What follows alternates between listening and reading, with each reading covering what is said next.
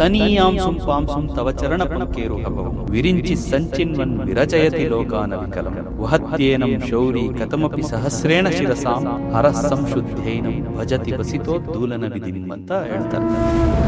ಅಂದ್ರೆ ತಾಯಿಯ ಪಾದದಲ್ಲಿ ಹುಟ್ಟಿದಂತ ಒಂದು ಸಣ್ಣ ಕಣನ ಅದನ್ನ ಬ್ರಹ್ಮ ತಗೊಂಡು ಬ್ರಹ್ಮ ಇಡೀ ಲೋಕಗಳನ್ನೇ ಸೃಷ್ಟಿ ಮಾಡಿದಂತ ಆ ಬ್ರಹ್ಮಾಂಡನ ಮಹಾವಿಷ್ಣು ತನ್ನ 1000 ತಲೆಗಳು ಮಾಡಿಕೊಂಡು ಆ ಬ್ರಹ್ಮಾಂಡನ ಅದ್ರ ಮೇಲೆ ಒತ್ಕೊಂಡು ಪಾಲನೆ ಮಾಡ್ತಿದ್ದಾನೆ.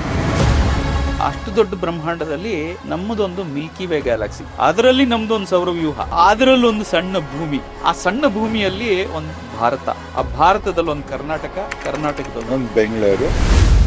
ಮಂಕುತಿಮ್ಮನ ಏನ್ ಕಗ್ಗ ಇದೆ, ಒಂದು ಕಗ್ಗ ನಿಮ್ಮ ಜೀವನ ಬದಲಾಯಿಸ್ತಾನೆ. ಬದುಕೊಂದು ಕದನವೆಂದಂಜಿ ಬಿಟ್ಟು ಓಡುವವನು ವಿಧಿಯ ಬಾಯಿಗೆ ಕವಳವಾಗ ದುಡಿಯುವನೆ, ಎದೆಯ ನುಕ್ಕಾಗಿಸುತ್ತ ಮತಿಗದೆಯ ಪಿಡಿದು ನೀ ಎದುರು ನಿಲೆ ವಿಧಿ ಒಲೆವ ಮಂಕುತಿಮ್ಮ. ಅವನು ಮಾಡ್ಬೇಕಾದ್ದೇನು ಅನ್ನೋದನ್ನ ಈ 2 ಸಾಲಲ್ಲಿ ಚೆನ್ನಾಗಿ ಹೇಳ್ತಾರೆ. ಈ ಸೈಟು ಮನೆನ ತಗೊಳ್ಬೇಕಾದ್ರೆ ಏನೇನೆಲ್ಲ ಮುತುವರ್ಜಿ ವಹಿಸ್ಬೇಕು? ನಿಮಗೆ ಖಾತಾ, ಇವತ್ತು ಖಾತಾ ಅಲ್ಲೇ ದೊಡ್ಡ ಗೊಂದಲ ಇದೆ. ಈ ಖಾತಾ ಅಂತಾರೆ, ಎ ಖಾತಾ ಅಂತಾರೆ, ಬಿ ಖಾತಾ ಅಂತಾರೆ. ಸರ್ಕಾರನೇ ಒಂದು ಹಂತದಲ್ಲಿ ಒಂದು ಗೊಂದಲ ಸೃಷ್ಟಿ ಮಾಡ್ಬಿಟ್ಟು ಒಂದು ರಿಜಿಸ್ಟರ್ ಇಟ್ಕೊಳ್ತಾರೆ. ಎ ಖಾತಾಗ ಒಂದು ರಿಜಿಸ್ಟರ್ ಇರುತ್ತೆ, ಬಿ ಖಾತಾಗ ಒಂದು ರಿಜಿಸ್ಟರ್. ಇವ್ರದ್ದು ಇಷ್ಟು ಕಂದಾಯ ಕಟ್ತಿದ್ದಾರೆ ಅಂತ ಒಂದು ಫಾರ್ಮ್ಯಾಟ್ ಕೊಡ್ತಾರೆ, ಅದನ್ನ ಬಿ ಖಾತಾ ಅಂತ ಹೆಸರಿಟ್ಕೊಟ್ಟು. ಖಾತಾ ಅನ್ನೋದು ಒಂದೇ, ಎ ಖಾತಾ ಅಂತ ಏನ್ ಹೇಳ್ತಾರೆ ಅದೊಂದೇ ಖಾತಾ ಇರೋದು. ಆ ಖಾತಾ ತಗೊಂಡೋಗಿ ನೀವು ಬಿಲ್ಡಿಂಗ್ ಪ್ಲಾನ್ ಅಪ್ಲೈ ಮಾಡಿದ್ರೆ ಬಿಲ್ಡಿಂಗ್ ಪ್ಲಾನ್ ಕೊಡಲ್ಲ, ಕೋರ್ಟಿಗೆ ಹೋಗ್ತೀರಾ, ಅಲ್ಲಿ ನಿಮಗೇನು ಇಮಿಡಿಯೇಟ್ ರಿಲೀಫ್ ಸಿಗ್ತಿಲ್ಲ. ಅನ್ಆಥರೈಸ್ಡ್ ಆಗಿ ವಿತೌಟ್ ಸೆಟ್ ಬ್ಯಾಕ್ ಹೆಂಗಂದ್ರೆ ಕಟ್ಟಿರೋದು ಇವತ್ತು ಅವರಿಗೆ ಪವರು ಸಿಗ್ತಾ ಇಲ್ಲ, ನೀರು ಸಿಗ್ತಾ ಇಲ್ಲ. ಇದು ಸ್ಟ್ರಿಕ್ಟ್ ಎನ್ಫೋರ್ಸ್ಮೆಂಟ್ ಏನು ಇವತ್ತು ಆಗ್ತಿದೆ, ಇದು 25 ವರ್ಷದಿಂದ ಕಾಲದಲ್ಲೇ ಆಗ್ಬಿಟ್ಟಿದ್ರೆ ನಮ್ಮ ಬೆಂಗಳೂರು ಹದಗೆಡ್ತಿರ್ಲಿಲ್ಲ. ಇಷ್ಟು ಟ್ರಾಫಿಕ್ ಸಮಸ್ಯೆ ಆಗ್ಲಿ, ಇಷ್ಟು ಅನ್ಸ್ಟ್ರಕ್ಚರ್ಡ್ ಹೆಂಗಂದ್ರೆ ಹಂಗೆ ಸರ್, ಯಾರೋ ಉಳ್ತಾ ಇರ್ತಾನೆ ಜಮೀನು, ನಾಳೆ ಬೆಳಗ್ಗೆ ರೋಡ್ ಮಾಡು, ಮೋರಿನೂ ಮಾಡಲ್ಲ, ಕಲ್ಲು ಹಾಕು, ಸಬ್ ರಿಜಿಸ್ಟ್ರಿಗೆ ಹೋಗು, ಸಬ್ ರಿಜಿಸ್ಟ್ರಿಗೆ ಏನೋ ದುಡ್ಡು ಕೊಡು, ರೆವಿನ್ಯೂ ಸೈಟ್ ರಿಜಿಸ್ಟರ್ ಮಾಡು, ಹೋಗು. ಈ ಥರದ್ದು 1000 ಆಗೋಗಿದೆ. ನೀವು ಒಂದು ಫ್ಲಾಟ್ 1000 ಸ್ಕ್ವೇರ್ ಫೀಟಿಗೆ ನೀವು ದುಡ್ಡು ಕೊಡ್ತಾ ಇದ್ರೆ ನೀವು ಯೂಸ್ ಮಾಡೋಕ್ಕಾಗೋ ಸ್ಪೇಸು 60% 62% ಇರ್ತದೆ. ಅಂದ್ರೆ 620 ಸ್ಕ್ವೇರ್ ಫೀಟ್ ಇರ್ತದೆ. ಸುಮ್ಮನೆ ಅನ್ನೆಸೆಸರಿ ಲೋಡ್ ಮಾಡಿರ್ತಾರೆ. ರೆರಾ ರಿಜಿಸ್ಟ್ರೇಷನ್ ಇಲ್ಲದೆ ಇವತ್ತು ಮಾರಾಟ ಮಾಡೋದಾಗ್ಲಿ, ಅಡ್ವಾನ್ಸ್ ಇಸ್ಕೊಡೋದಾಗ್ಲಿ, ಅಡ್ವರ್ಟೈಸ್ ಮಾಡೋದಾಗ್ಲಿ ಕಾನೂನು ಬಾಹಿರ. ಎಷ್ಟೊಂದ್ಸರಿ ಫಸ್ಟ್ ಅಲ್ಲಿ ಏನ್ ಪ್ರಾಮಿಸ್ ಮಾಡ್ತಾರಲ್ಲ, ಕೊನೆ ತನಕ ಅದು ಉಳ್ಕೊಳ್ಳೋದು ಏನಿಲ್ಲ ಸರ್. ಒಂದ್ ಸ್ವಲ್ಪ ಇಂಟ್ರೆಸ್ಟ್ ಬೇಕಷ್ಟೇ ಬಿಲ್ಡರ್ ಆದವ್ರಿಗೆ. ಅದು ಪ್ರಾಜೆಕ್ಟ್ ನನ್ನ ಮನೆ ಕಟ್ಕೊಂಡ್ರೆ ನಾನು ಎಷ್ಟು ಪ್ರಾಮುಖ್ಯತೆ ಕೊಡ್ತೀನೋ, ಇನ್ನೊಬ್ರು ಕಟ್ಟಿದಾಗ ಇನ್ನಷ್ಟು ಜವಾಬ್ದಾರಿ ಹೆಚ್ಚಿರುತ್ತೆ. ಸೈಟ್ ಇದೆ, ಸೈಟ್ ಪಕ್ಕ ರಾಜಕಾಲುವೆ ಅಂತಿದ್ರೆ ರಾಜಕಾಲುವೆ ಪಕ್ಕ ಇಷ್ಟು ಮೀಟರ್ ಬಫರ್ ಅಂತಿರು. ಒಬ್ಬ ಸೆಲೆಬ್ರಿಟಿ ಒಬ್ಬರದು ಯಾವಾಗ್ಲೂ ಒಂದು ಟಿವಿಯಲ್ಲಿ ಇಶ್ಯೂ ಇದ್ದೇ ಇರ್ತದೆ ಅಂತ. ಸರ್ಕಾರಿ ಜಾಗದಲ್ಲಿ ಅವ್ರ ಮನೆ ಇದೆ, ಹಾಗೆ ಹೀಗೆ ಇರ್ತದೆ. ಅದು ಆಕ್ಚುಲಿ ಏನಂದ್ರೆ ಅದಕ್ಕೆ ಸಂಪದ ಹೋಮ್ಸ್ ನ ಕ್ರಿಯೇಟ್ ಮಾಡಕ್ಕೆ ಹೊರಟಿದೆ. ಇದು ನಿಮ್ಮ ಕನಸಿನ ಪ್ರಾಜೆಕ್ಟ್. ಹೌದು. ಪ್ರೀಮಿಯಂನೆಸ್ ಅಂದ್ರೆ ಏನು ಅಂದ್ರೆ ಇವತ್ತು ನಿಮಗೆ ಮೈನ್ ಬೇಕಿರೋದು ಗಾಳಿ ಬೆಳಕು, ಆದಷ್ಟು ಟ್ರಾನ್ಸ್ಪರೆಂಟ್ ಆಗಿರುತ್ತೆ.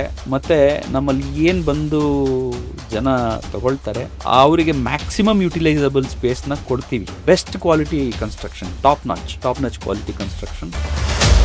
ಒಂದು 15-20 ವರ್ಷದಿಂದ ಅನ್ಕೊಳ್ತೀನಿ, ಒಂದು ಪ್ರಾಜೆಕ್ಟ್ ಕೊತ್ತೂರ್ ಕಡೆ ಜಾಯಿಂಟ್ ಡೆವಲಪ್ಮೆಂಟ್ ಅಗ್ರಿಮೆಂಟ್ ಹಾಕೊಳ್ರು ಯಾರೋ ರೈತರ ಹತ್ರ. ಒಂದು ಹೆಸರಿಟ್ರು ಕಂಪನಿಗೆ. ಆ ಲ್ಯಾಂಡ್ಸ್ಕೇಪಿಂಗ್ ಬಾಲಿಯಿಂದ ತರಿಸಿ ಮಾಡಿದ್ರು. ಬುಕಿಂಗ್ಸ್ ಆಗಿ ಒಂದು 6 ತಿಂಗಳು ಆ ತರ ಒಂದು ಕ್ಯಾಂಪೇನ್ ರನ್ ಮಾಡಿ ಬುಕಿಂಗ್ಸ್ ಆದ್ಮೇಲೆ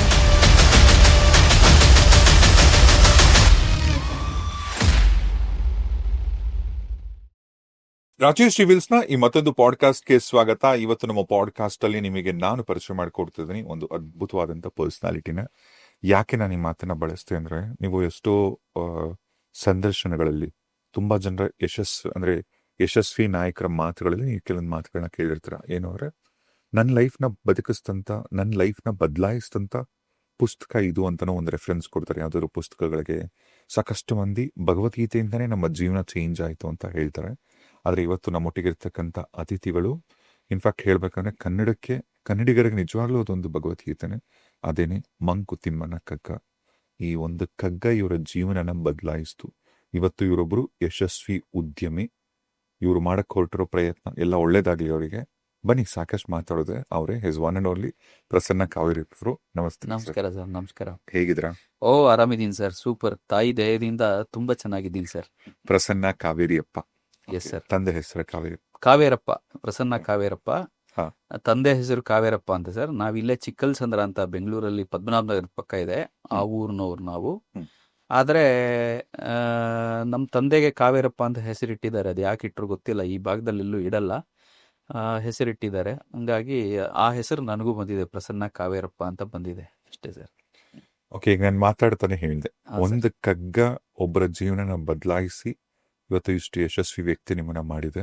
ಇವತ್ತಿನ ದಿನ ಈ ಪ್ರಪಂಚಕ್ಕೆ ಪ್ರಸನ್ನ ಕಾವೇರಪ್ಪ ಅಂತಂದ್ರೆ, ಸೊ ನಿಮ್ಮ ನೀವು ಹೇಗೆ ಪರಿಚಯ ಮಾಡ್ಕೋತೀರ?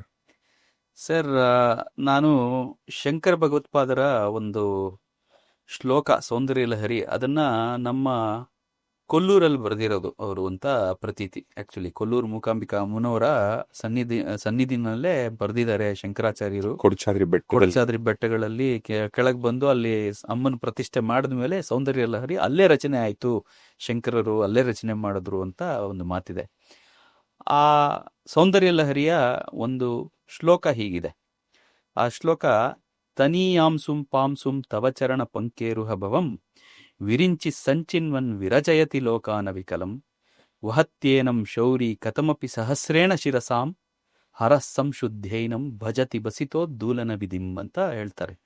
ಆ ಶ್ಲೋಕದ ಅರ್ಥ ಇಷ್ಟೇ: ತನೀಯಾಂಸುಂ ಪಾಂಸುಂ ತವ ಚರಣ ಪಂಕೇರುಹ ಭವಂ ಅಂದ್ರೆ ತಾಯಿಯ ಪಾದದ ಧೂಳಿಯಲ್ಲಿ ಪಾದದಲ್ಲಿ ಹುಟ್ಟಿದಂತ ಒಂದು ಸಣ್ಣ ಕಣನ, ಸಣ್ಣದು ಒಂದು ತನೀಯಾಂಸು ಸಣ್ಣದನ್ನ ಆ ಕಣ ಏನ್ ತಗೊಂಡು ಆ ಚರಣಗಳಿಂದ ಏನ್ ಬಂತು ಅದನ್ನ ಬ್ರಹ್ಮ ತಗೊಂಡು ಬ್ರಹ್ಮ ಇಡೀ ಲೋಕಗಳನ್ನೇ ಸೃಷ್ಟಿ ಮಾಡದಂತೆ. ಎಲ್ಲ ಲೋಕಗಳು ಆ ಪಾದದ ಧೂಳಿ ಕಣದಿಂದ, ಅಲ್ಲಿ ಹುಟ್ಟಿದ ಧೂಳಿ ಕಣದಿಂದ ಸೃಷ್ಟಿ ಆಯ್ತಂತೆ.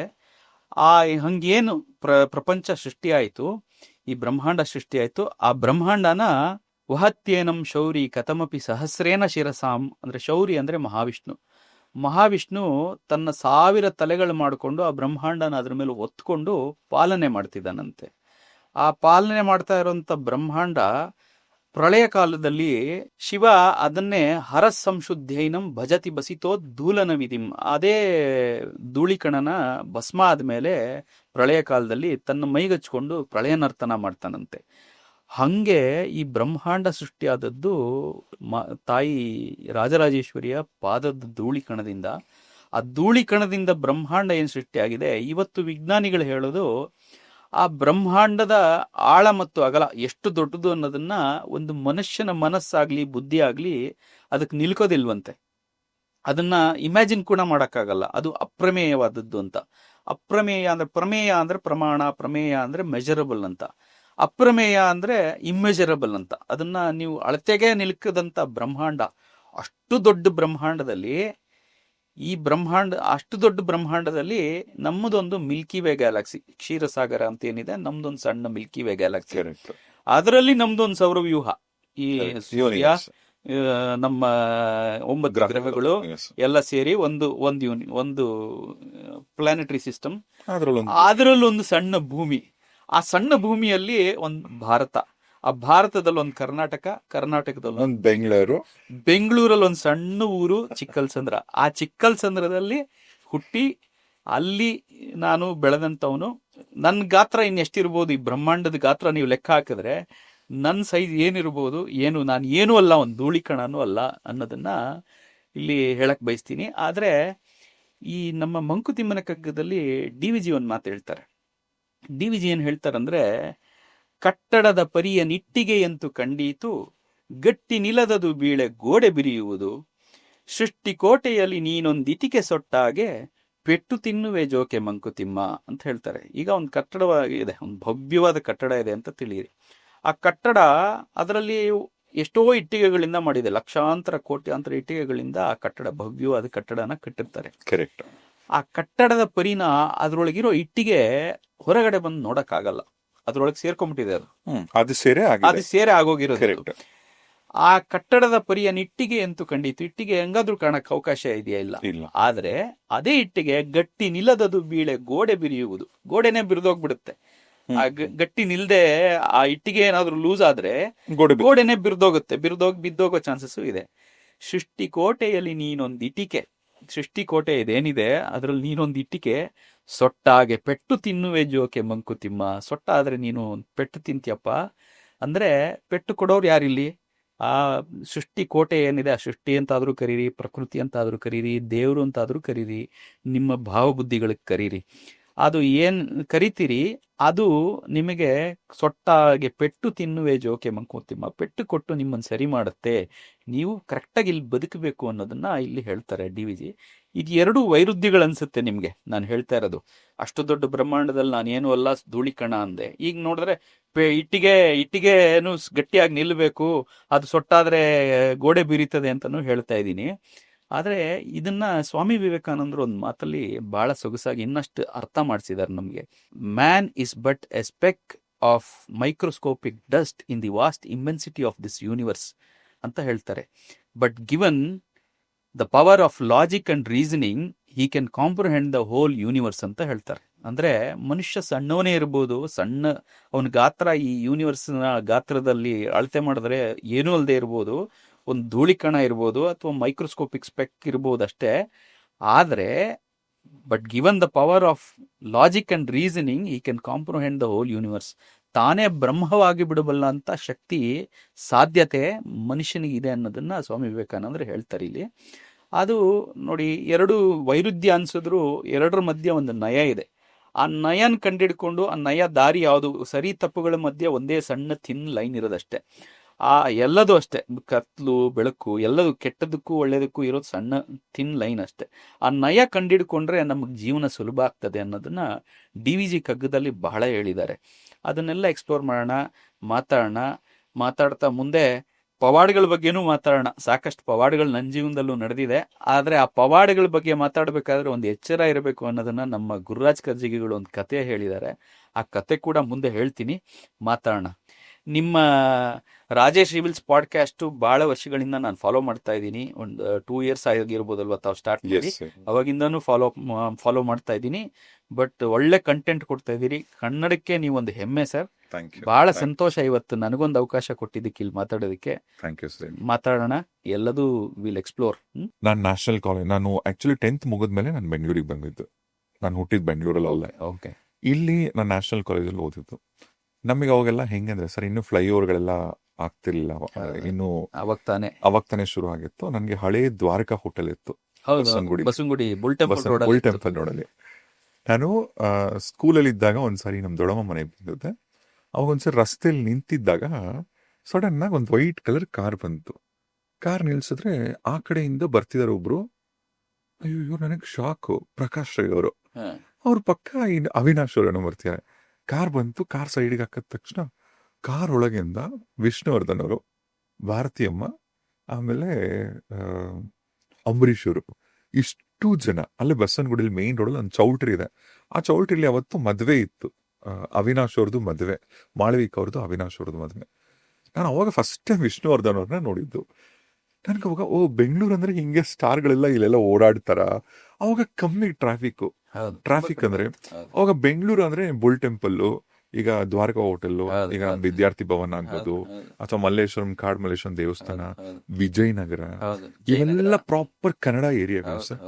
ಎಷ್ಟು ಹೆಮ್ಮೆ ಆಗತ್ತಂದ್ರೆ ಇಲ್ಲಿ ಎಲ್ಲ ಓಡಾಡಿದ್ರು ನಮ್ಮೋರೆ, ನಮ್ ಭಾಷೆ, ನಮ್ ಸ್ಲ್ಯಾಂಗು. ಇವಾಗ ಒಂದೊಂದ್ಸಾರಿ ಈ ಮಾತನ್ನ ಹೇಳಕ್ ನಿಜವಾಗ್ಲೂ ಬೇಜಾರಾಗತ್ತೆ. ಎಷ್ಟೋ ಏರಿಯಾಗಳಲ್ಲಿ ಬೆಂಗಳೂರಲ್ಲಿ ಕನ್ನಡ ಮಾತಾಡಲ್ಲ. ಒಂದು ಸಾಲ ಎಲ್ಲ ಬೇರೆ, ಕಂಪ್ಲೀಟ್ ಎಲ್ಲ ಬೇರೆಯವರೇ ಇರ್ತಾರೆ. ನಿಮ್ಗೆ ಅಲ್ಲಿ ಹೋಗಿ ಯಾರ ಜೊತೆ ಕನ್ನಡದಲ್ಲಿ ಕಮ್ಯುನಿಕೇಟ್ ಮಾಡೋಕ್ಕೂ ಯಾರಿಗೂ ಅರ್ಥ ಆಗಲ್ಲ. ಬೆಂಗಳೂರಲ್ಲೇ ಹಂಗಾಗಿದೆ. ನಿಜವಾಗ್ಲೂ ಎಲ್ಲೋ ಒಂದ್ ಕಡೆ ನಮ್ಮ ಹಳೆ ಬೆಂಗಳೂರನ್ನ ನಿಜವಾಗ್ಲೂ ಮಿಸ್ ಮಾಡ್ಕೋತೀವಿ ಅಂತ ಅನ್ಸಲ್ಲ. ನನಗೇನು ಚೆನ್ನಾಗಿ ಜ್ಞಾಪಕ ಇದೆ, ರೇಡಿಯೋಲಿ ಯಾರೋ ಒಂದು ಫೇಮಸ್ ಆಕ್ಟ್ರೆಸ್ ಒಬ್ಬರನ್ನ ಇಂಟರ್ವ್ಯೂ ಮಾಡ್ತಿದ್ದೆ ನಾನು. ಅವ್ರೊಂದು ಮಾತು ಹೇಳಿದ್ರು ನನಗೆ, ಮುಂಚೆ ಎಲ್ಲ ಈ ಸಮ್ಮರ್ ಬಂದ್ರೆ ಸಮ್ಮರ್ಗೆ ಸ್ವೆಟರ್ ಬಳಸ್ತಿದ್ರಂತ ಬೆಂಗಳೂರಲ್ಲಿ. ಚಳಿ ಹಂಗಿರ್ತಿತ್ತಂತೆ ಬೆಂಗಳೂರಲ್ಲಿ. ಇನ್ಫ್ಯಾಕ್ಟ್ ನಾನು ಕೂಡ ರೇಡಿಯೋ ಶುರು ಮಾಡಿದಾಗ ಬಂದಿದ್ದ ಹೊಸರಲ್ಲಿ ನೈಟ್ ನಾನು ರೇಡಿಯೋ ಶೋ ಮುಗಿಸ್ಕೊಂಡು ಮನೆಗೆ ಹೋಗ್ಬೇಕಂದ್ರೆ ಬೈಕಲ್ಲಿ ನಡುಕ್ತಿದ್ದೆ ನಾನು. ಈಗ ಬೆಂಗಳೂರು ವೆದರು ಕೂಡ ಚೇಂಜ್ ಆಗೋಗಿದೆ. ಇನ್ನು ನೀವು ಹಳೆ ಬೆಂಗಳೂರು, ಚಿಕ್ಕಲಸಂದ್ರ, ಪ್ರಾಪರ್ ಬೆಂಗಳೂರು ಹೇಳಿ ಸರ್, ಅವಾಗ ಬೆಂಗಳೂರು ಹೆಂಗಿತ್ತು? ಚಿಕ್ಕಲಸಂದ್ರ ಹೇಗಿತ್ತು ಅಂದ್ರೆ ಸರ್, ಒಂದು 20 ಮನೆಗಳ ಹಳ್ಳಿ ಸರ್ ಅದು.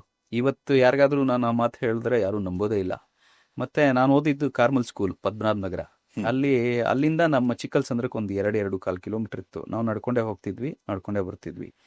ಆ ಪದ್ಮನಾಭ ನಗರ ಆಗಿದ್ ಕೂಡ ನಮ್ಮ ಚಿಕ್ಕಲಸಂದ್ರದ ಹಳೆ ಸರ್ವೆ ನಂಬರ್ಗಳೇ ಅದು. ಹ್ಮ್. ಆ ಚಿಕ್ಕಲ್ಸಂದ್ರದಲ್ಲಿ ಏನಾಗಿತ್ತು, ನಮ್ಮ ಮಾವನವರು ಇವರೆಲ್ಲ ಅವಾಗೆಲ್ಲ ಭಾಳ ಸ್ಥಿತಿವಂತರು, ಅವರೆಲ್ಲ ಜಮೀನು ಇಟ್ಕೊಂಡಿದ್ದವರು. ನಮಗೆಲ್ಲ ಏನಿರಲಿಲ್ಲ, ನಮ್ಮ ತಾತನ ಕಾಲಕ್ಕೆಲ್ಲ ಕಳೆದಿದ್ರು. ನಮ್ಮ ತಂದೆಯವರು ಎದ್ದ ಮೇಲೆ ಸಂಪಾದನೆ ಮಾಡಿದ್ದು, ಆಮೇಲೆ ಮುಂದೆ ಹಂಗೆ ನಾವು ನಡ್ಸ್ಕೊಂಡು ಬರ್ತಾ ಇರೋದು.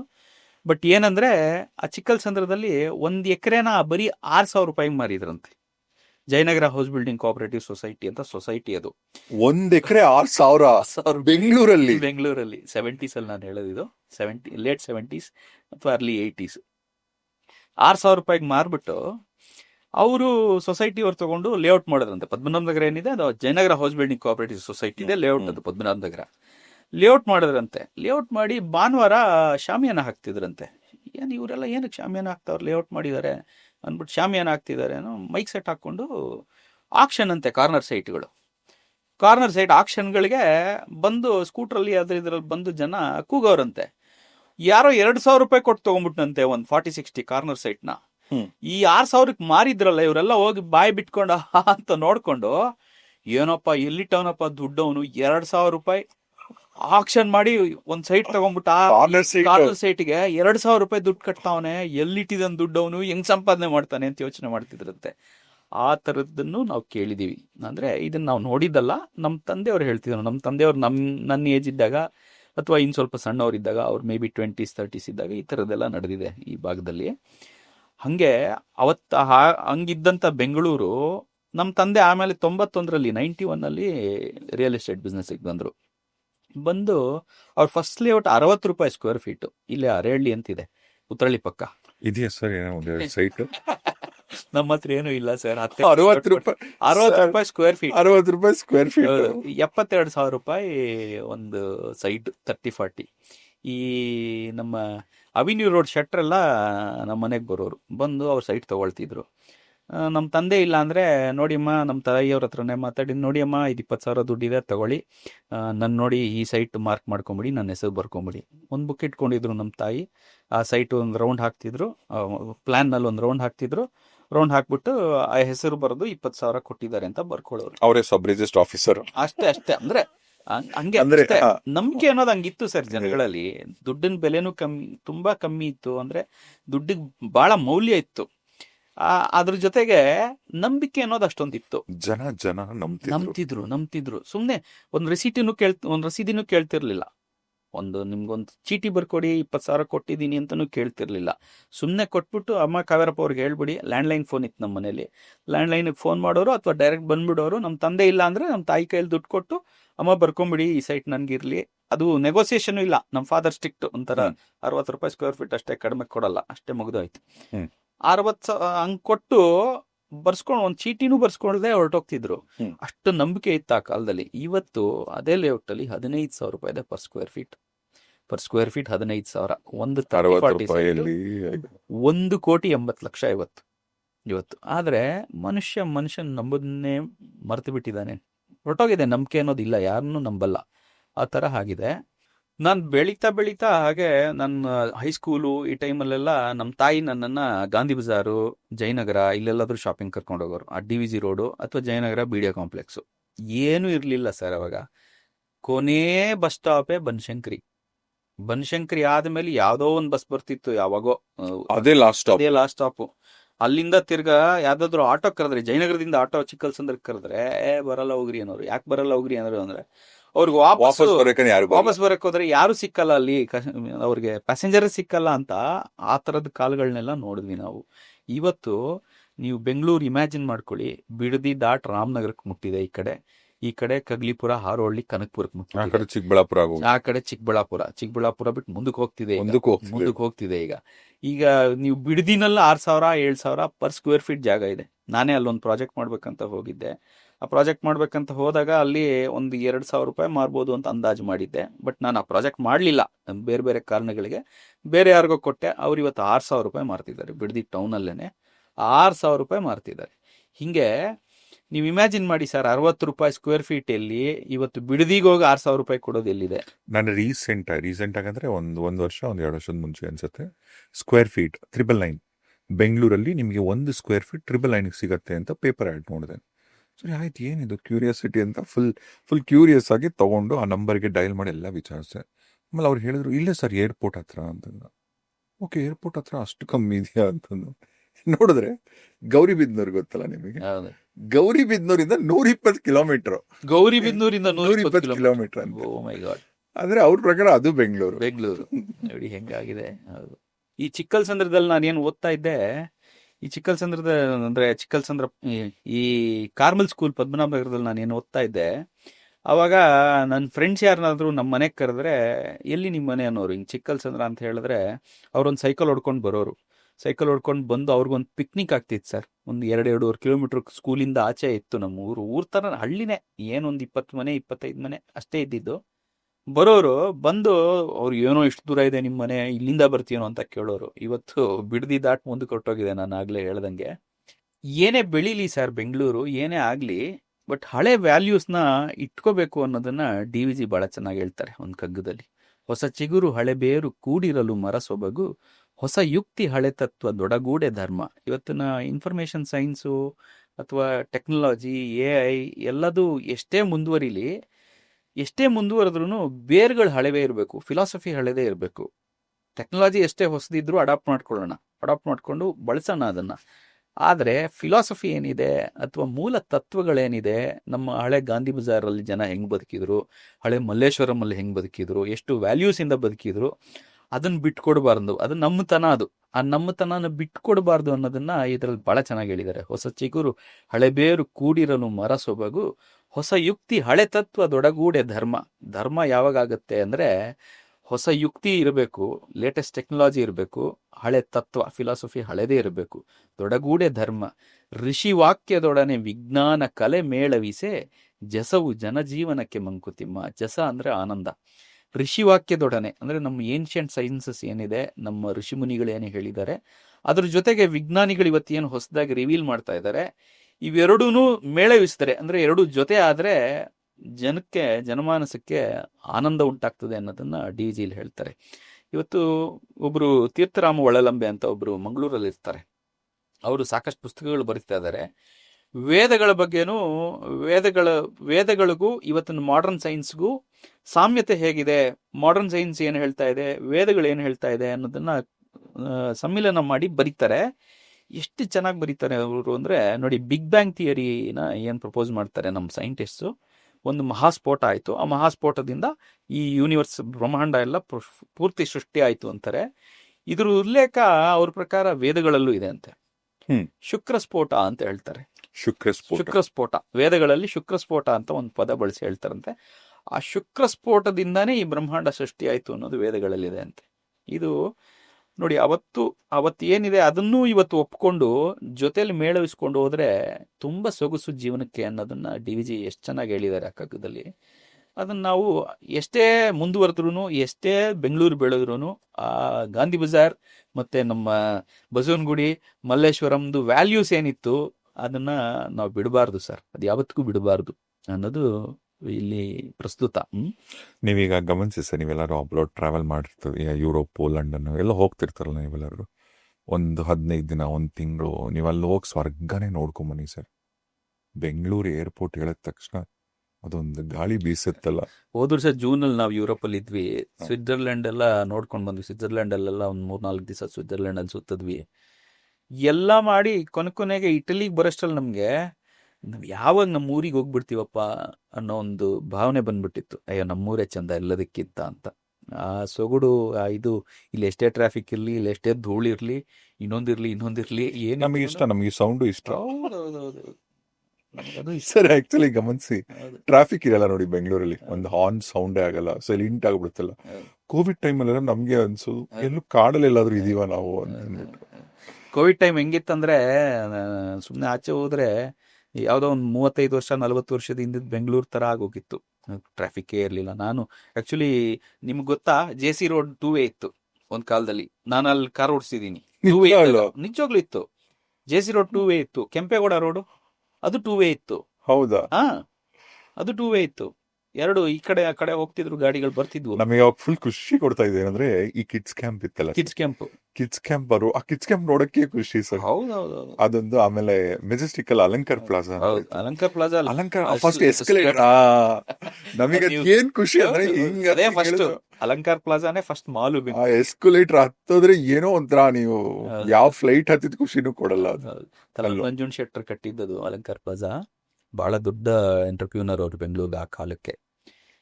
ನಮ್ಮ ಯಜಮಾನ್ರು ಬಹಳ ಹೆಲ್ಪ್ ಮಾಡಿದ್ದಾರೆ. ನಮ್ಮ ಯಜಮಾನ್ರು ಒಬ್ರು ಇದ್ರು, ನಮ್ಮ ತಂದೆಯವರ ಗುರುಗಳು. ಅವರು ನಮ್ಮ ಪದ್ಮಶ್ರೀ RMB ಆರಾಧ್ಯ ಅಂತ. ಅವರು ರೇಸ್ ಕೋರ್ಸ್ ರೋಡಲ್ಲ ಸರ್ಕಲ್, ಒಂದು ಸರ್ಕಲ್ಗೆ ಆ ಸೌತ್ ರುಚೀಸ್ ಹೋಟ್ಲ್ ಇದೆಲ್ಲ, ಆ ಸರ್ಕಲ್ಗೆ ಅವ್ರ ಹೆಸರು ಇಟ್ಟಿದ್ದಾರೆ, ಪದ್ಮಶ್ರೀ RMB ಆರಾಧ್ಯ ಓಕೆ. ವೃತ್ತ ಅಂತ.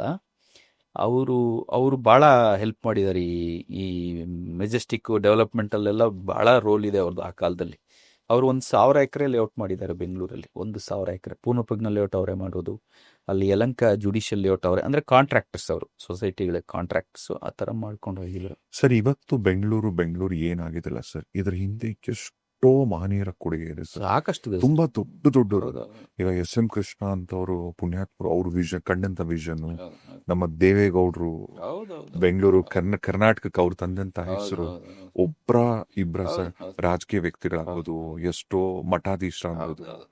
ಇನ್ಫ್ಯಾಕ್ಟ್ ಎಷ್ಟೋ ಫಿಲ್ಮ್ ಆಕ್ಟರ್ ಹೌದು, ಆಗ್ಬೋದು, ಹೌದು, ಹೌದು. ಅದು ನಮ್ಮ ಕವಿಗಳು, ಹೌದು, ನಮ್ಮ ಹೌದು. ಸಾಹಿತಿಗಳು, ಅವ್ರು ಹೌದು, ಕೊಟ್ಟಂತ ಕೊಡುಗೆ ಹೌದು. ಅದು. DVGನೇ ಹೇಳ್ತಾರೆ ಸರ್, ವತ್ರ ಉಂಟೆಲ್ಲರಿಗೆ ವರ್ಚಸೋರುವವರಿಗೆ ಕತ್ತಿ ಪಣ್ಯದೊಳುಂಟು ಶಕ್ತಿ ಸಹಜದಲ್ಲಿ, ವ್ಯಕ್ತಿ ಪ್ರಭಾವವಿ ಲೋಕಚರಿತೆಯ ಕೀಲು, ಹಸ್ತವದು ದೈವದಲ್ಲೋ ಮಂಕುತಿಮ್ಮ ಅಂತಾರೆ.